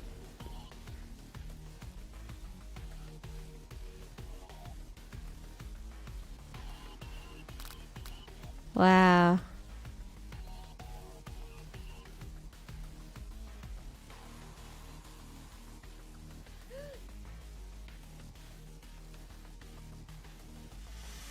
Oh no. I'm suffering.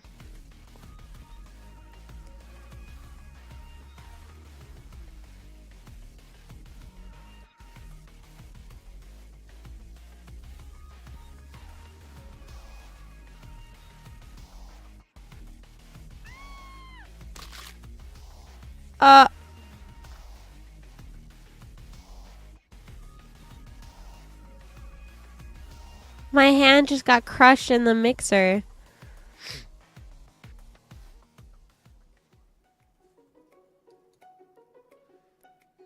Oh no. Sweetheart, look at your hand. You simply can't go on. Oh, that's too bad. And here I am with my completed dish ready to serve. Surely that makes me the winner by default. No, it wouldn't be fair to compare the two on account of TV's injury. You see Sprinkles begin to lick his doggy chops as he locks onto the dish. But I suppose you should at least tell us what you prepared. Well, because I'm the sweetest, I skip straight to dessert. Under this white chocolate dome, you'll find a wide array of delights, taking you on a journey of flavor that tastes good and tells a story of excellence. Why'd you stick your hand in the mixer? Because they said that a good chef never takes their hands off the biscuit dough, and I reached in to try to save it from the mixer instead of turning it off, and then my hand got crushed. I was going to ask TV to do the honor, but since you're injured, I'm afraid that pouring this creamer of delicate hot chocolate sauce might be too difficult. Colonel Sanders, if you wouldn't mind lending me your strong, steady hand.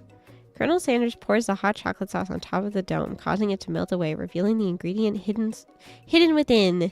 Inside, you'll find a delicate fried cheese croquette atop a slice of honeycomb, ice cream, 2 ways, tender nougat, and pearls of blueberry what?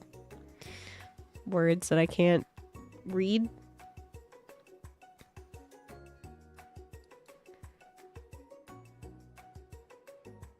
Colonel Sanders seems intrigued but perhaps not impressed as he dips his finger into the chocolate sauce. Simplicity isn't your strong suit, is it, Ashley? Oh no, internalize the rage you feel. As he places a sauce-covered finger into his lips, Ashley leans over and whispers something into his ear. A dab of sauce sticks to his mustache.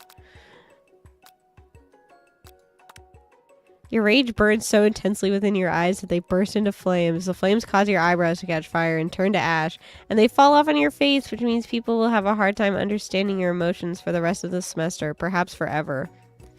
Embarrassed and ashamed by your poor performance, not to mention your crispy fried brow, you run for the quad to be alone. The beautiful weather feels like an insult. Inside of you, a storm rages. It's Colonel Sanders. He's probably here to tell you that he and Ashley are in love and have decided to get married. And he won't even ask you to cater his wedding because you're a terrible chef and an awful person. You try to hide from him, but he approaches you directly. I know you're hurting right now.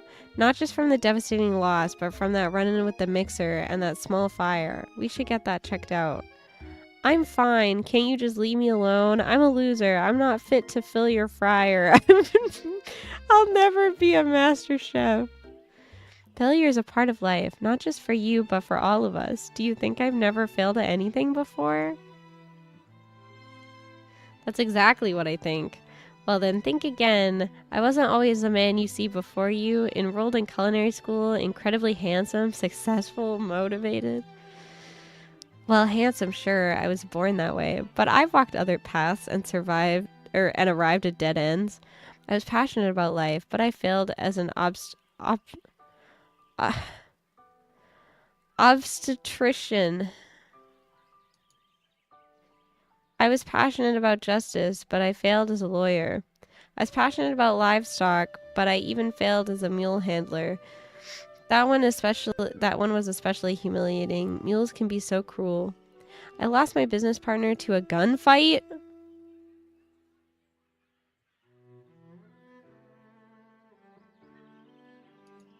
I didn't know. People see my delicate ribbon tie and my well-kept beard and assume that I've got it all together, which is true now, but it hasn't always been. Sounds like this guy could really use a hug. I resolved then that I was going to amount to something. No amount of hours, labor, or money would deter me from giving up the best I had to give. As Colonel Sanders changes focus, you can see something ignite inside of him. A burning passion. KFC lore just dropped. One has to remember that every failure can be a stepping stone to something better. My new dream is pure. It's honest. It's something that a humble man in a crisp white suit can be proud of. I will create a new chain of chicken restaurants that will bring joy to the entire world and make up for my past misdeeds. Yay! Just as your moment grows intimate, you're interrupted by a threatening, shadowy presence. Battle scarred from the night before, you prepare for the worst. Holy shit. Borko? It is I. I know I said I wouldn't be back, and after the whole fight to the death thing, maybe you don't really want to see me anymore, but I just wanted to say that I was wrong to attack you, and I apologize. I know what it's like having to always look over your shoulder. Monster problems, am I right? Aw, thanks, Borko. I'm glad there are no hard feelings. Getting jumped by a giant creature in the dark of night can really rile a person up. I also want to apologize for the way I switched right into attack mode. I know that you're strong, and cooking school can put a person under a lot of stress. I actually used to go to this school. I wasn't always a spork monster, you see. I don't believe it. You were human once? Well, no. I was a golden retriever. But I was still a student until one day some mean kids with this magic spell book cast a dark enchantment on me, and I was forever transformed. A magic spell book. Precisely. I had procured a copy for myself, but somewhere along the way I've lost it. If you find such a book, I beg of you, respect it. You're a powerful chef and shouldn't rely on such dark and evil magic. No, you should be protecting the innocent from those who would cheat them through sorcery and what is this word?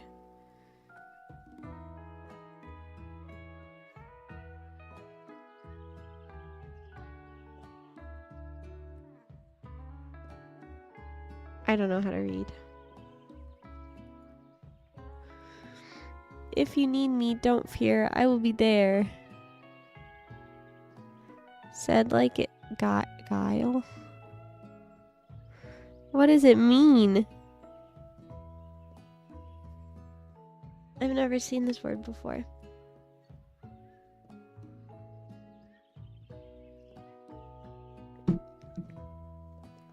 Sneaky. Sounds like there are some bad cooks in the kitchen of life. TB. Together, I am sure we can defeat them.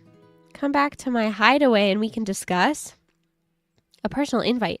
You can't imagine what Colonel Sanders' home must be like, but it sounds like you're about to find out.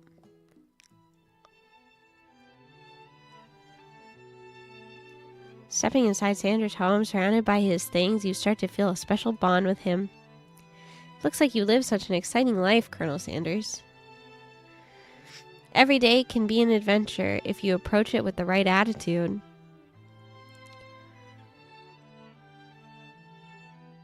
He has a little goatee as a little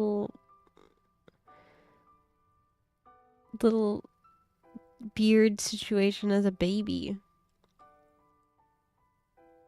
Long ago, I made the decision to never stop searching, never stop working, never stop imagining. Have you been working on any new recipes of your own lately? I'm always excited to talk about food with another ambitious chef. Well, there is something. It's just a side dish that I've been tinkering with, trying to find the right balance of flavors and textures. I'm not sure I've nailed it yet, but I'm close. Colonel Sanders' eyes perk up as he starts to wonder what dish you might be describing. It's meant to pair with something spicy or something crispy, both perhaps? Oh. Reveal it.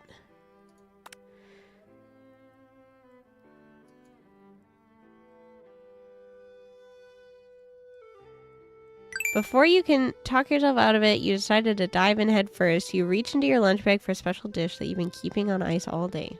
Hi, Cheeky. I present to you my original coleslaw. The shredded cabbage dish glistens in the light of Colonel Sanders' Lex hideaway. This is so crazy because the KFC coleslaw that you do get is like neon green slop. It's yummy neon green slop, but it does not look like this.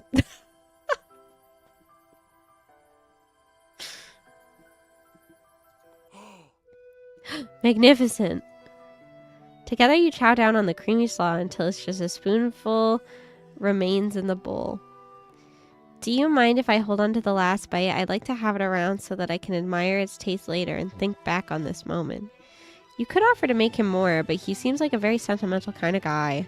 Sure, why not? Please make yourself comfortable. I'll be back in just a moment. You realize now would be the perfect time to do some snooping. Around the room are various items that you can look closer at. Each item seems to radiate memories and emotions. Tap on an item to discover more about the kernel.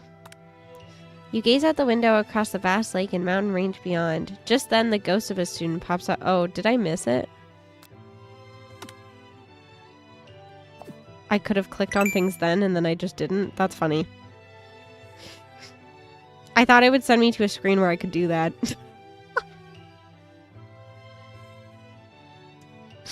Hi, Walt.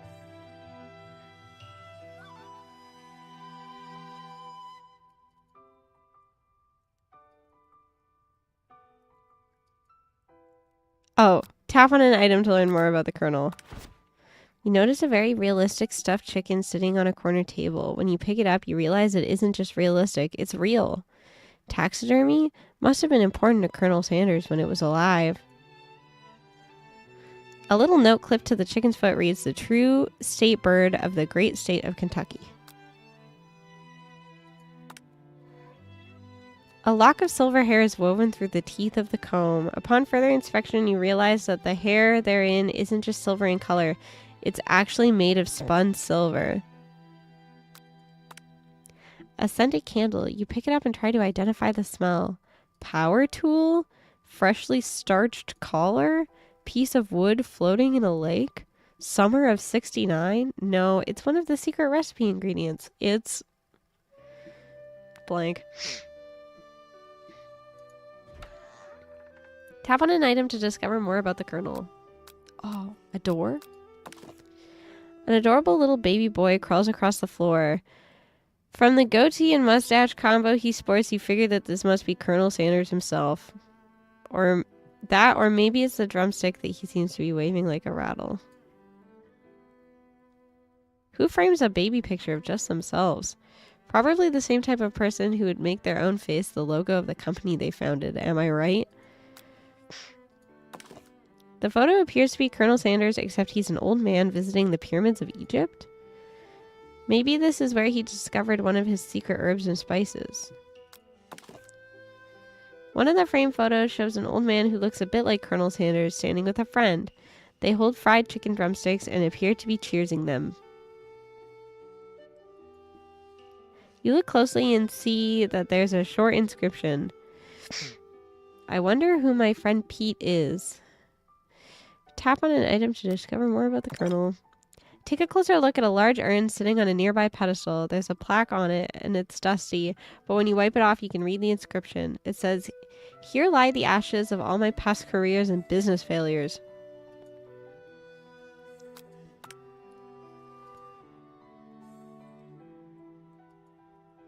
As soon as you turn the dial 111111, the safe opens. Inside it, you find a single note. Can chicken be prepared sashimi style?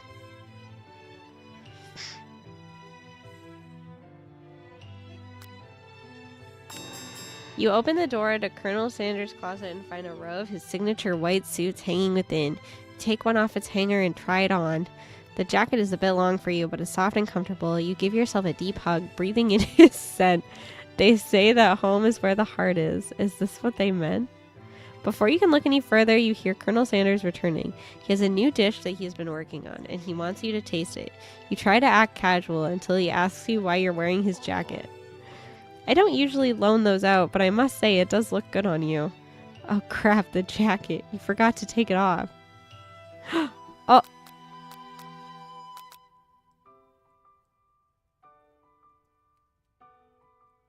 What do I do?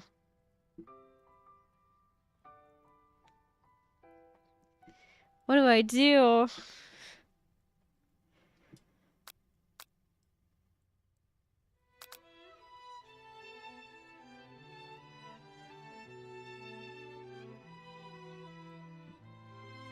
I'm gonna make the big move.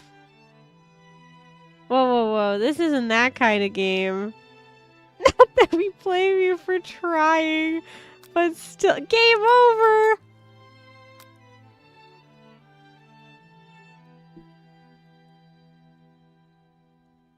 Bro.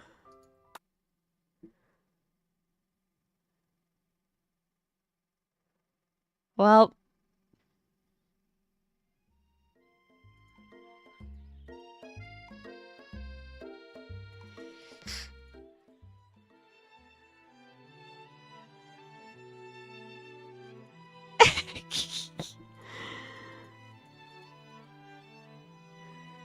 Bye, Kyle.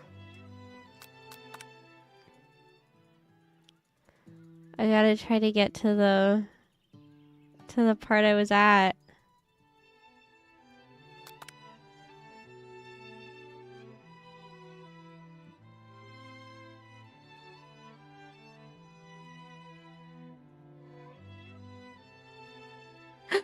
I haven't been completely honest with you. The secret I told you was a fake. Oh no, the ingredient you shared with Miriam, it wasn't true? You're angry with Colonel Sanders for lying, but the fact that you revealed his secret shows that he was probably right to do so. You mean it wasn't one of the real 11 secret herbs and spices? You see, we had only just met, and I had to make sure that you were trustworthy and capable of keeping the most important secret. To me, my recipes are priceless. Well, I have something to confess. That secret ingredient you told me, I shared it with Miriam, my bestie. Unfortunately, I already knew this. I was very disappointed. But now that you've come clean, we can start building our relationship as fellow chefs again. I promise to be honest from here on out. I really do.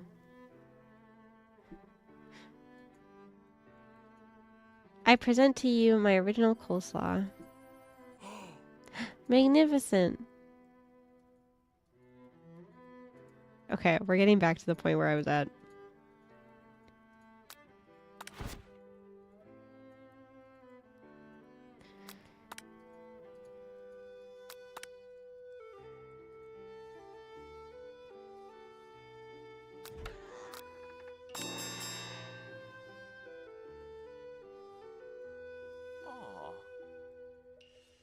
Oh, fess up and tell the truth. I think I've developed feelings for you. I might be developing feelings for you too, but I'm concerned. I can't let anything get in the way of my dreams. Overwhelmed, you take off the jacket and run for the door. But the thought of leaving Colonel in the midst of such an emotional breakthrough gives you pause. You stop yourself. Colonel? Yes, TB? I honestly think this may be the beginning of something wonderful. I think you're right. We should take things slow. You talk late into the night and drift off into a slumber. Dream sequence. Can't believe I got a game over. You wake to a beautiful morning in Colonel Sanders' hideaway. Did he make the right decision on how to respond to Colonel Sanders? Only time will truly tell. Today is a day that could change the rest of your life. You think about the new secret ingredient you just learned about. In some jurisdictions, isn't even legal, but if the recipe is a secret, how will they know? Your thoughts are interrupted when Colonel Sanders emerges into the room. He's holding a gorgeously plated breakfast, and your mouth waters at the sight of it. Here's a simple breakfast I just whipped up.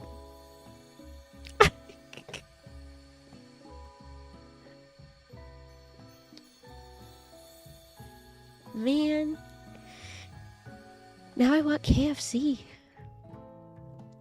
You taste Colonel Sanders' food and it takes you on a journey. When you return, he's waiting to ask you an important question. So, would you say that we're the perfect match? How presumptuous. My cuisine and your taste buds, that is. Such confidence, such grace. Could he be the world's greatest gift to cookery? I think we might make a great team. A single tear begins to pool in the corner of his eye as he gazes out the window. And with the right business partner, I know I can't fail. Business partner? Could he be talking to you? It's all happening so quickly. Overcome with emotion and confused by your feelings, you're on the verge of tears, unable to speak. The only answer you can find is to run out the door and get home.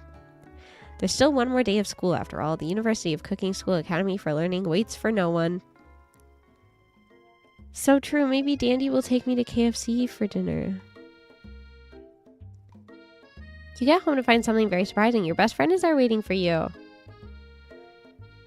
Where have you been?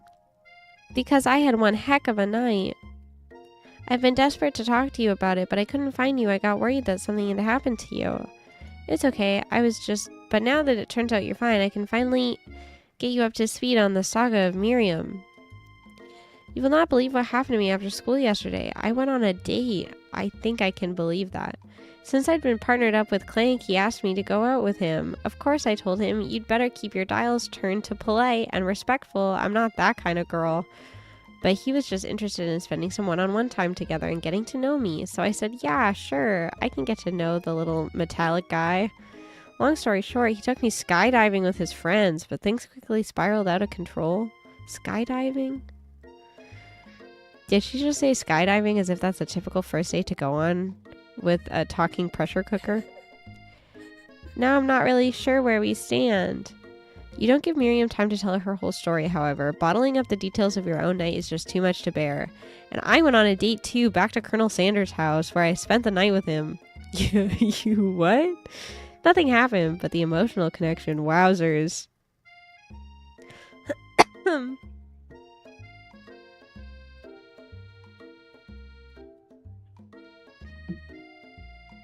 Miriam tells you to move on from this whole Colonel Sanders obsession and focus on school. Pressure cookers just love to go on skydiving dates. I would know. You would know? I believe you.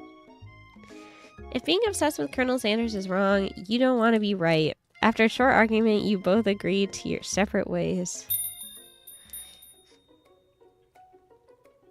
Thank you for the follow. Welcome in.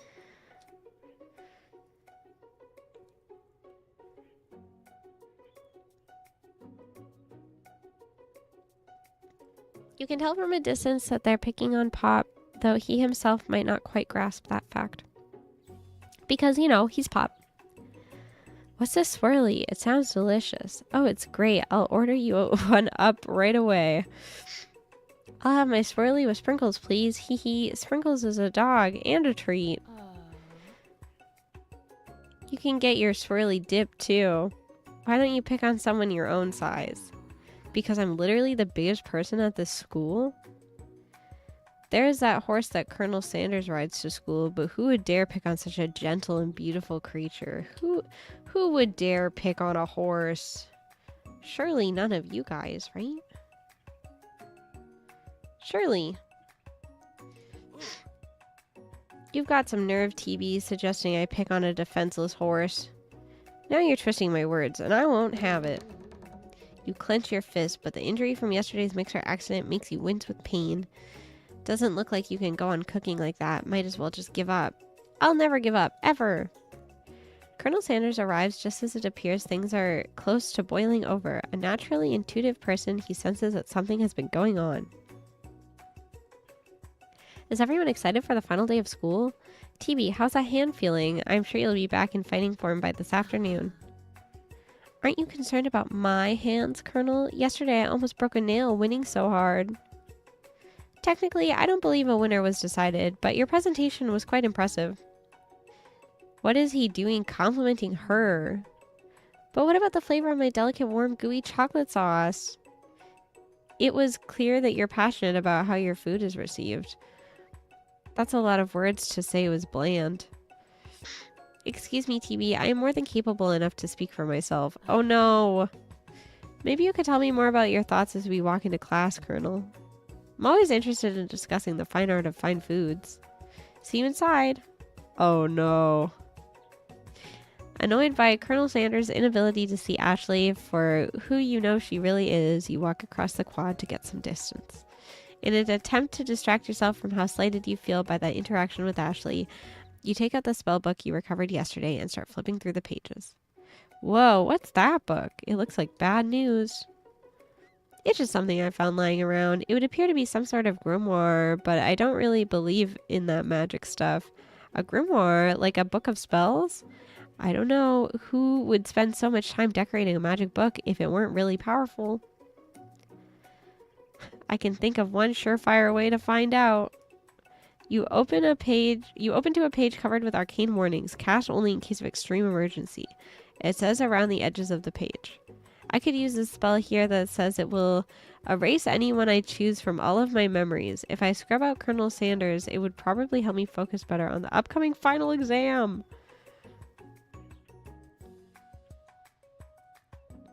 Okay, fine, it is drastic, but desperate times call for desperate measures.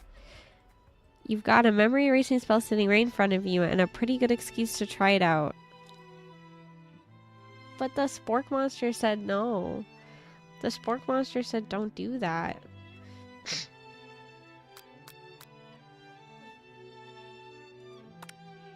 You take your friend's advice and put the book away. It's almost time for class. Sprinkles is already in the room, waiting for the students to arrive. He clears his voice to make a quick announcement. I want you all to know I feel something of a dog moment coming on, but I assure you, it's nothing to be afraid of. His cute little nose scrunches up and he begins to breathe quickly.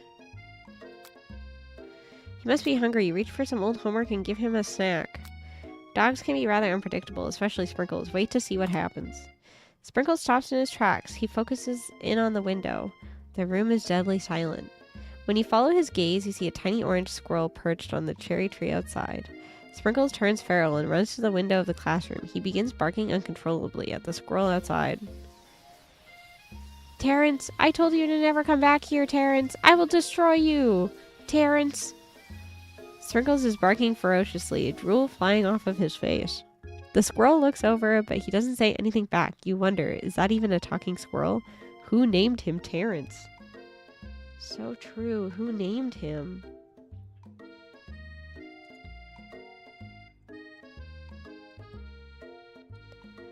You'd better not show your chubby cheeks around here ever again. After Sprinkles is satisfied with his presence, he's been felt by not only Terrence, but any other squirrels in hearing distance. He returns to his professional tone. I apologize for the outburst. This actually brings up an important point. Thank you, TB, for reminding me to dole out this indispensable bit of wisdom. You see, but before he can go any further, Miriam's love drama spills over into the class. Sprinkles is interrupted by words and sparks coming from the back of the room. I told you to save it for after class. Oh no. You think I wanted to be thrown from a plane strapped to a stranger? Miriam and Clank appear to be arguing, but you still haven't learned to speak Clank's language of mechanical noises. But no, you had to show off your cool kid friends, Jeff and Joan, J and J forever.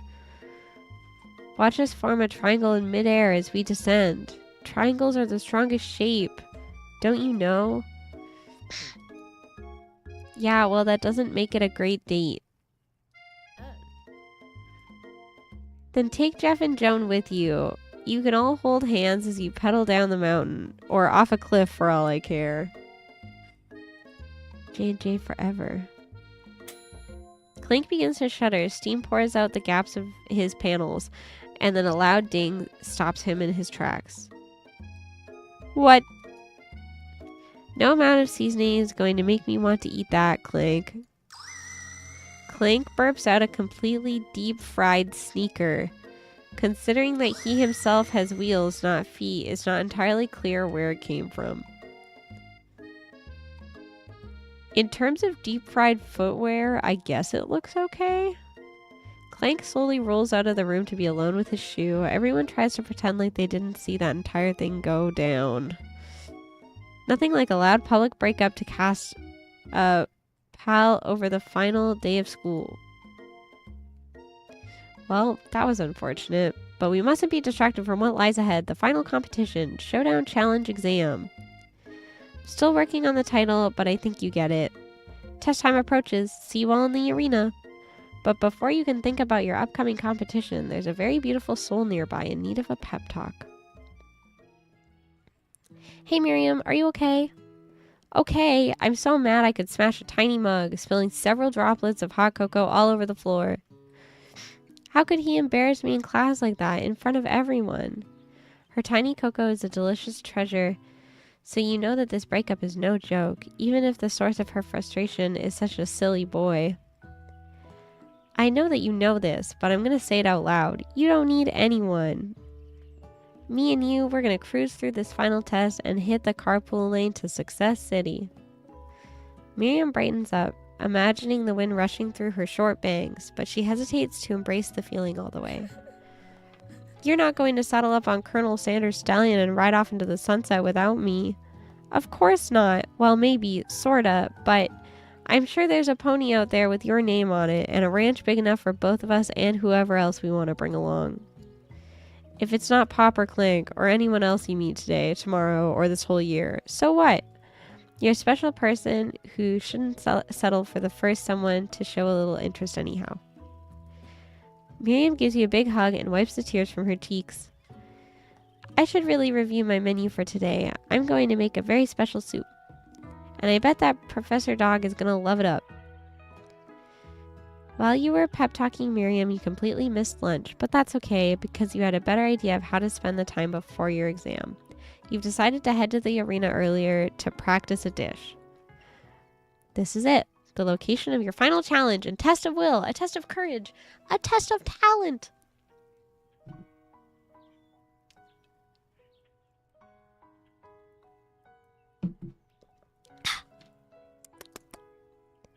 And a chance to beat the pants off of Van, the supposed man, and his eviler counterpart, Ashley. As planned, you begin to run through a quick test of recipes you've been working on. TB's famous chicken pot pie. After practicing for months, making this dish comes second nature to you, and you're able to quickly get a fresh pot pie in the oven. But as soon as you do, your cram session is interrupted by Colonel Sanders. TV, what are you doing here? There's still time before the final exam. Oh, just taking it all in. I'm big into visualizing success. I'm looking at my station and picturing victory. The pot pie has begun to bake, and the smell is slowly filling the space around you. Visualizing, huh? That's too bad. I was hoping you were cooking something delicious. You'd usually happily share your food with anyone who is hungry, but the last time you let Colonel Sanders get in your head, it cost you a cook-off. You decided that it's time to put your cooking above your romantic desires, but that decision gets hard to stick to when the oven timer goes off behind you. Ignore it like there was no sound at all. Fess up about your practice dish. I don't want to game over again. Okay, you got me. I'm doing a little bit more than visualizing. I know, my nose can smell a pot pie from 400 yards. That's an oddly specific distance. But you'd expect nothing less from such an oddly specific man. Is yards an American measurement? I feel like yes.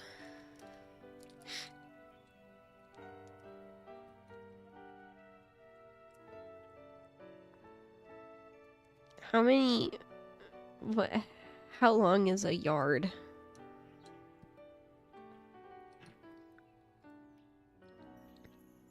Is a yard a meter?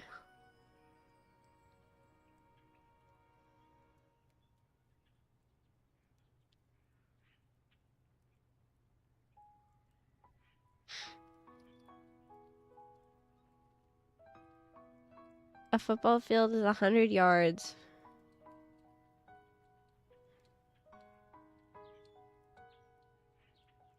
What is the difference between a yard and a meter?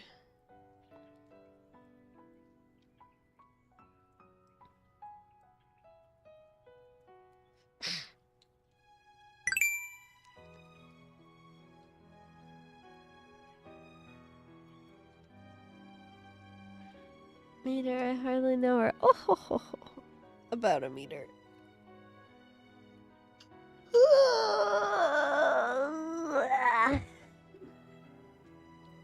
Dying. You knew it was a pot pie from just the smell? Not just a pot pie, but a chicken pot pie with an all-butter crust. And my nose is telling me something else. Oh no, is it burning? Haha, no, I can smell that it was made with a heaping helping of TLC. But it'll probably start burning any second if you don't pull it out. The moment of truth. Wow. It's the best pot pie I've ever tasted. I've always loved country cooking, and I could eat this all day. There's no time left. The final showdown is about to begin.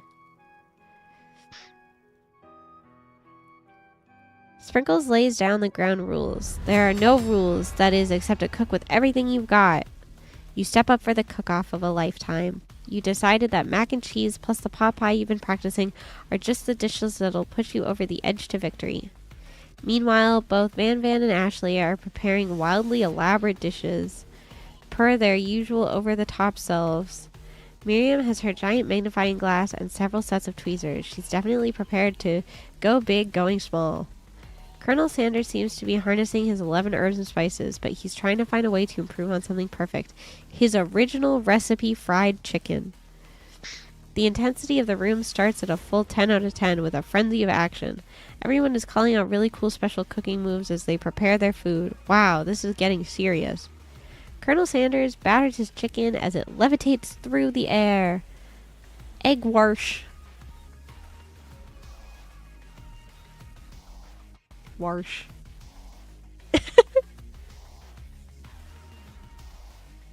One yard is 1 meter. Oh, that makes sense why it's called a meter stick here, but a yardstick in America. Best friend baster blaster. Van flexes his pectorals as he chops open a sea urchin. Let's rock and roid. Ashley scoops her pastries off the tray with lightning speed. Shallow personality spatula. Awesome. Even Clank gets in on it. 5-dial pressure point chicken cooking technique. Wait, when did Clank learn to speak English? It's the singularity, as was foretold.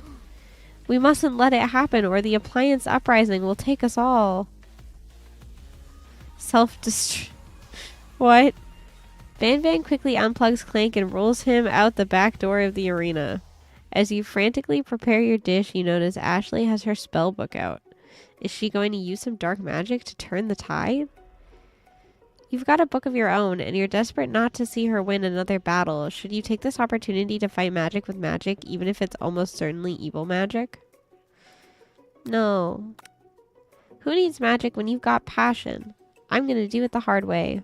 Colonel Sanders sees that you've chosen to win on your own terms, and he gives you a subtle wink from across the room. I believe in you, TB. Miriam notices too.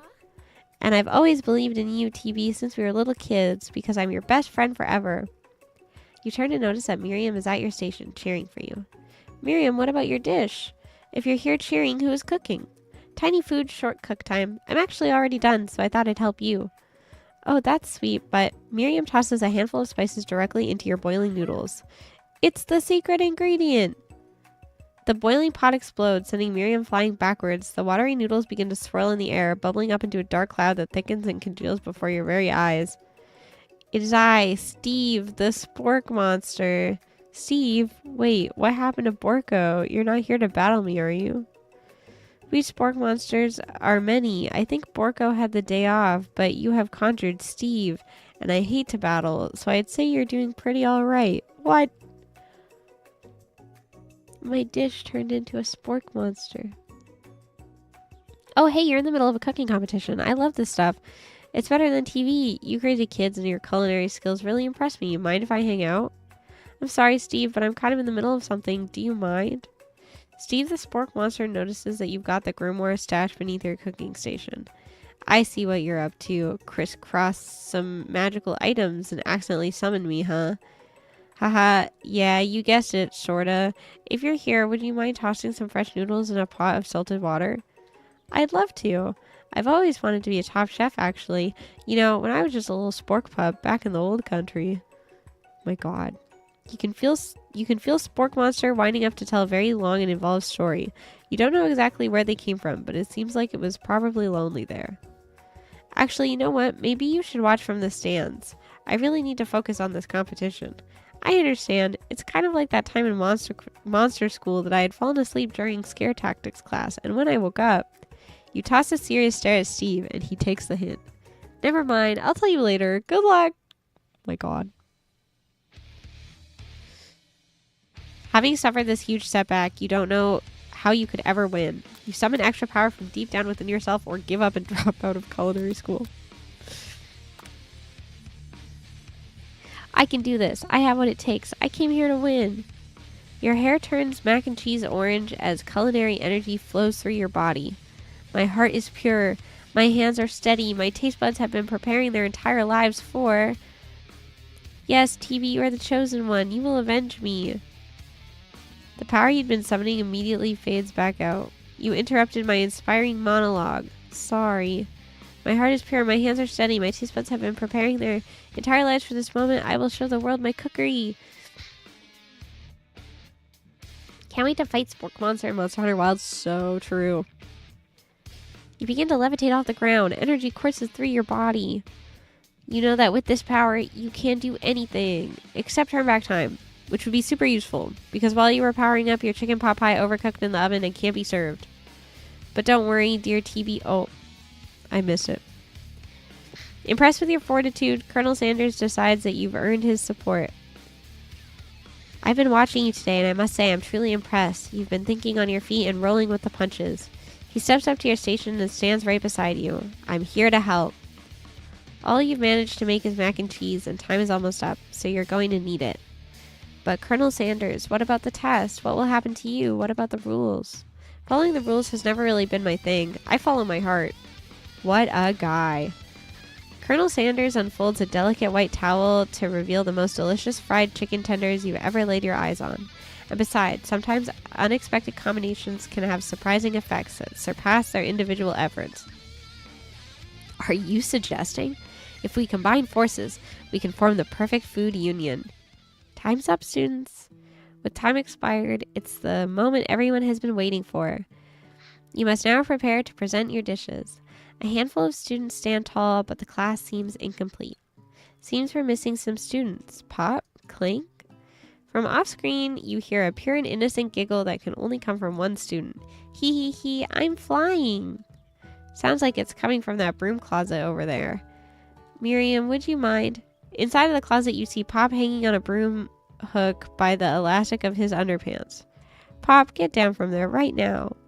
Let me guess, did Van Van have something to do with this? When someone asks for a wedgie, who am I to refuse? I thought a wedgie was a salad. It looks like Pop is eliminated from the challenge, seeing how he didn't cook anything. I can't feel my legs. May I be excused? Sure.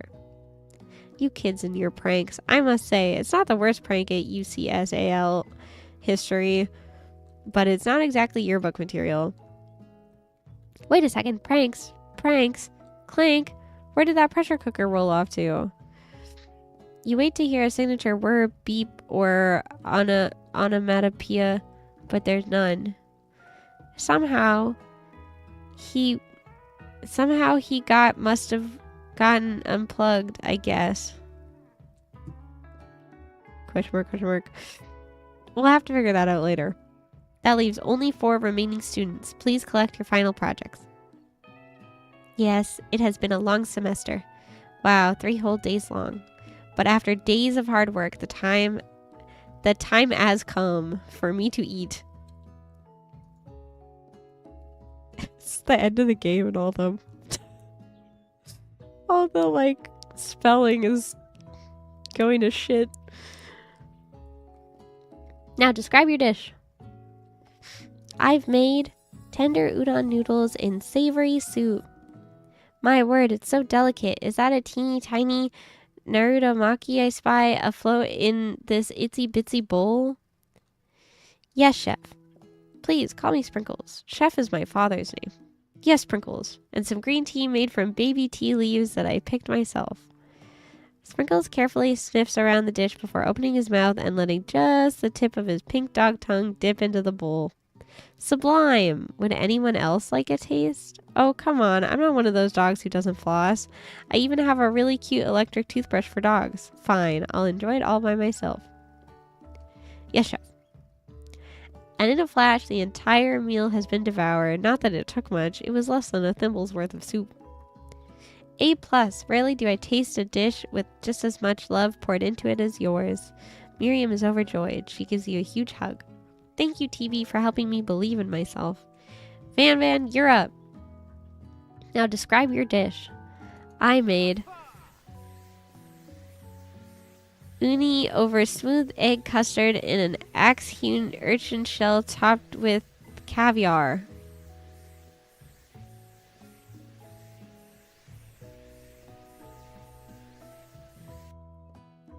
Did you skewer one type of urchin with spines from a second different colored type of urchin? Yes, Sprinkles. A bit much, don't you think? That's exactly why I did it. A bit much is kind of my brand. Doesn't it look cool? Sprinkles leans in to sniff the uni, but He can't get his nose close on account of all the spikes. He begins to paw it erratically, causing the custard to slosh around. Woof, woof. Please be gentle with my cuisine. Finally, Sprinkles goes all in, tongue first, but he can't get past all the needles. He reels back as his tongue is poked and prodded. Youch, my tongue. The professor appears to be having an allergic reaction to the sting. I can't eat this. I keep poking my tongue. Disqualified. A stunning turn of events. Who would have thought that serving food in a bowl made of needles would make it difficult to eat? Dejected, Van does not go gentle into the night. Disqualified? For glamour? Don't discount simplicity. This isn't the last you've heard of me. Before forcing us to endure his swollen tongue for another moment, Sprinkles graciously laps up a bowl of milk. I know. Yeah, I'm a dog and I drink milk. Get over it. Sometimes it helps calm my agitated tongue. Next student, Ashley, it's time to step up. Now describe your dish. I made orange blossom Turkish delight in a light rosewater syrup topped with French meringue and connected by sugar glass.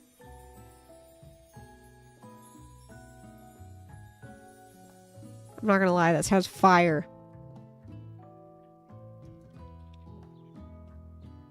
Yes, I've been drinking water. I'm actually almost all out.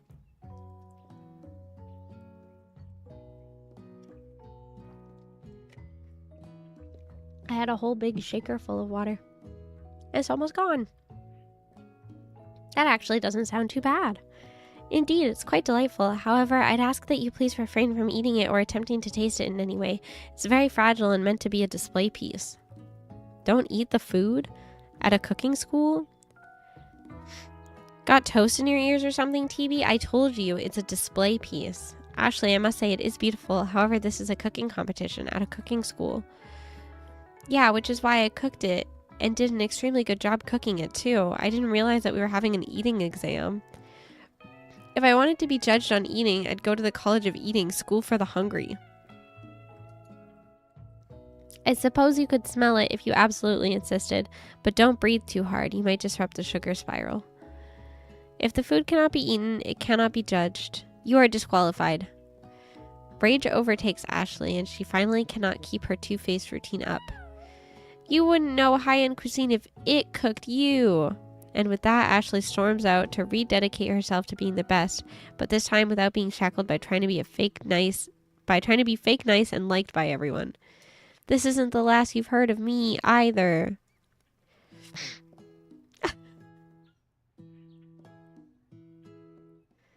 If this class gets much smaller, I'll be teaching myself. You and Colonel Sanders, the final cook, step up together. 2 chefs? What began as a bowl of delicious mac and cheese has become something else. He examines it closely, sniffing and eyeing the bowl. Uh-oh, I don't have a good feeling about this. From somewhere in the room, a literal drum roll plays. Just when I thought I've seen everything in this kitchen, you give me this thing. And completely blow me away. In my 49 dog years of life, I've never tasted anything so delicious and perfectly balanced. 49 dog years. He's an old dog. It's so delicious, in fact, that everyone passes the class. You pass, and you pass, and you get a pass. Oh my god, he's Oprah. Everyone gathers around and partakes in the mac and cheese bowl. They all seem to transcend this reality into another dimension. You win! Together, you and Colonel Sanders have made a new menu item. The new menu item is so impressive, even the Van and Ashley are drawn back in by its magnetic fragrance. When they gaze upon your mac and cheese bowl, they admit that you are indeed an excellent chef. Sprinkles declares that you have passed. Everyone has passed. There were supposed to be more battles, but come on, how could they be better than this one? Now that the school year is complete and everyone has graduated, the students return for one last assignment to get their groove on. The cafeteria has been completely redecorated in order to serve as the site of the school's graduation dance.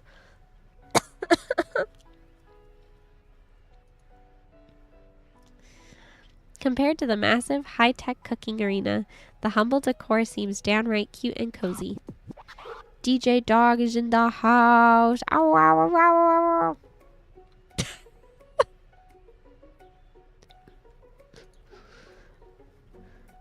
You knew that Sprinkles was a master chef, but also a world-renowned turntablist? Who says you can't teach an old dog new tricks? Van and Ashley tell everyone that they've committed themselves to righting the wrongs they did while they were the villains. Whoa, look at these casual fits. Sheesh. For a moment, you actually believed them. Not another haunting. No ghosts allowed at graduation. It's clearly written in the school's bylaws. I was never actually a ghost. It was all a trick to get you to finally notice me. Oh, amusing. And now that everyone is together... It's the Spork Monster. He's totally mellowed out. Everyone, the Spork Monster is no more. From here on out, I prefer that everyone refer to me by my new name, Party Monster. Student tries to finish what he has to say, but everyone is too wrapped up talking to Spork. Sorry, Party Monster. Dejected, student walks off. He never got a name. He was just student. Maybe things didn't work out for Miriam romantically, but she found the love in her cooking, and you know she's gonna do great. A red carpet rolls out across the floor of the ballroom. It's like a Hollywood movie premiere. Who could command such an entrance? It's Pop. He's arrived late to the dance, but apparently for good reason. Walking the carpet, you see perched atop his dirty chef's hat, a crown? Welcome back, Pop. I know you weren't able to complete the final exam and accept your diploma, so we had it mailed directly to your father. We figured it was the least we could do for the school's dean. Oh, now I get it. Student is their name? His name is just Student? And we get a new wing on the school, not to mention the honor of educating the son of the chancellor of such and such. The music at the dance is interrupted by the sound of sparking and electrical hissing. It's Clank, who has arrived late to the dance. Now that I have graduated, I can reveal my truth. Whoa, he's still doing the talking thing. I am Clank, and I am not of this earth. I am actually from a faraway planet in another dimension. What? What? I actually feel like I knew this the whole time. Now that I have learned the ways of your kind, I must return. Miriam, will you come with me? I don't know what to say. Besides, no, obviously. I've just begun to learn who I really am. This isn't the time for me to devote my life to figuring out who you are, Clank. You're blown away with You are blown away by Miriam's maturity. It's pretty clear she has managed to surpass you in that regard. I understand, kind of. Humans are weird. A portal opens up and Clank disappears through it. Finally, Colonel Sanders arrives. Howdy, classmates. Oh my god, look at his casual fit. Just like the first day you met him, he has come prepared to feed the entire class. However, it's not enough to just give them a bucket of chicken. This time it's a full meal. I didn't get to be the most famous chicken man in the history of chicken and man by not reminding people to go out and buy my chicken. The end? No, it's not the end. As everyone feasts on their delicious chicken dinner, Colonel Sanders finds you sitting at the edge of the dance floor. TB, what are you doing sitting all alone? Oh, you know, just waiting for the right person to ask me to dance. I wonder, might you tell me, what are the qualities that you would expect to find in such a lucky person? Off the top of my head, oh, I don't know, a spicy musk, a tidy goatee, and a degree from the University of Cooking School Academy for Learning, just to name a few. It is truly my lucky day. Would you dance with me? Yes, I would love to. As you glide across the dance floor, hand in hand with Colonel Sanders, the future stretches out in front of you. And once my 100th franchise is up and running, I'll be ready to take a day off, and I'll be so glad to spend it together with you, TB. How sweet! We'll work together and play together. Colonel Sanders stops dead in his tracks. Work together? Well, I think this is something I'll just need to do by myself. But who will help you run your restaurants? I don't believe I need help. Besides, based on your time at school here, do you really think running restaurants is the best path forward? could it be? You found a love connection, but failed to earn Colonel Sanders' respect as a chef. Can you live with only half of him? Will you be able to endure sharing him with his other love, the life of an entrepreneur? I suppose I could enroll at pastry school. Oh, my dear TV, I'm sure that you'll find your place eventually. And along the way, you'll have me by your side. The end. Did I get that bad ending where I don't get to launch his restaurants with him? Oh, it's so loud. Volume warning, volume warning.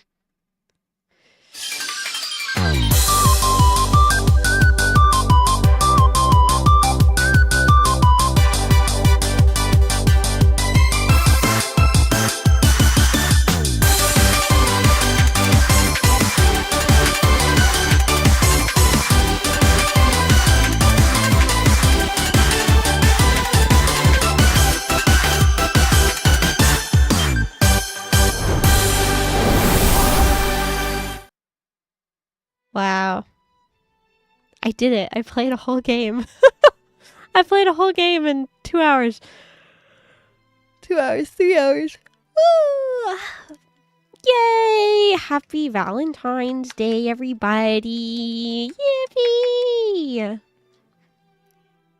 Yay! I hope you guys enjoyed.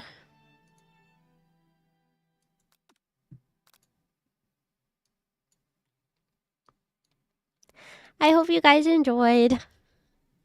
What a romantic game. What a romantic game. Let's find somebody to raid. Thank you guys for hanging out with me. Please, please, please, please, pretty please, I'm asking so nicely.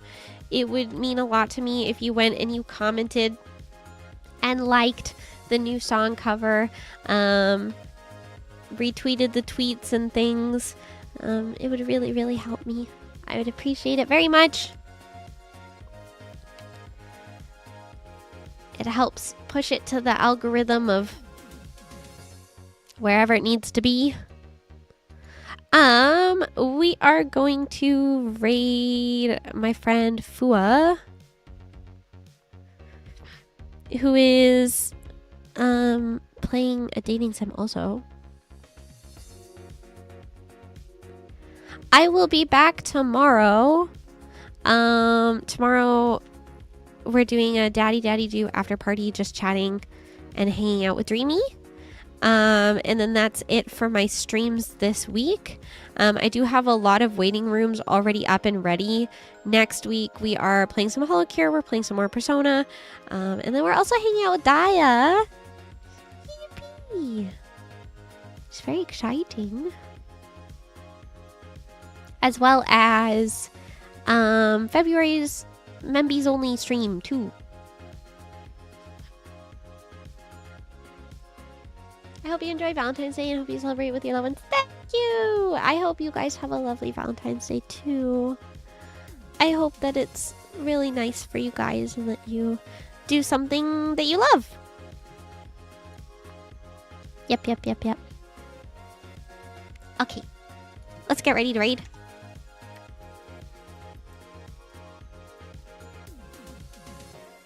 Here are the raid messages. Okay. And I will see you guys tomorrow. Bye. Goodbye. Goodbye. Goodbye. Goodbye. Goodbye. Ayasu Timmy. Happy Valentine's Day. Bye. Bye. Bye. Bye. Bye.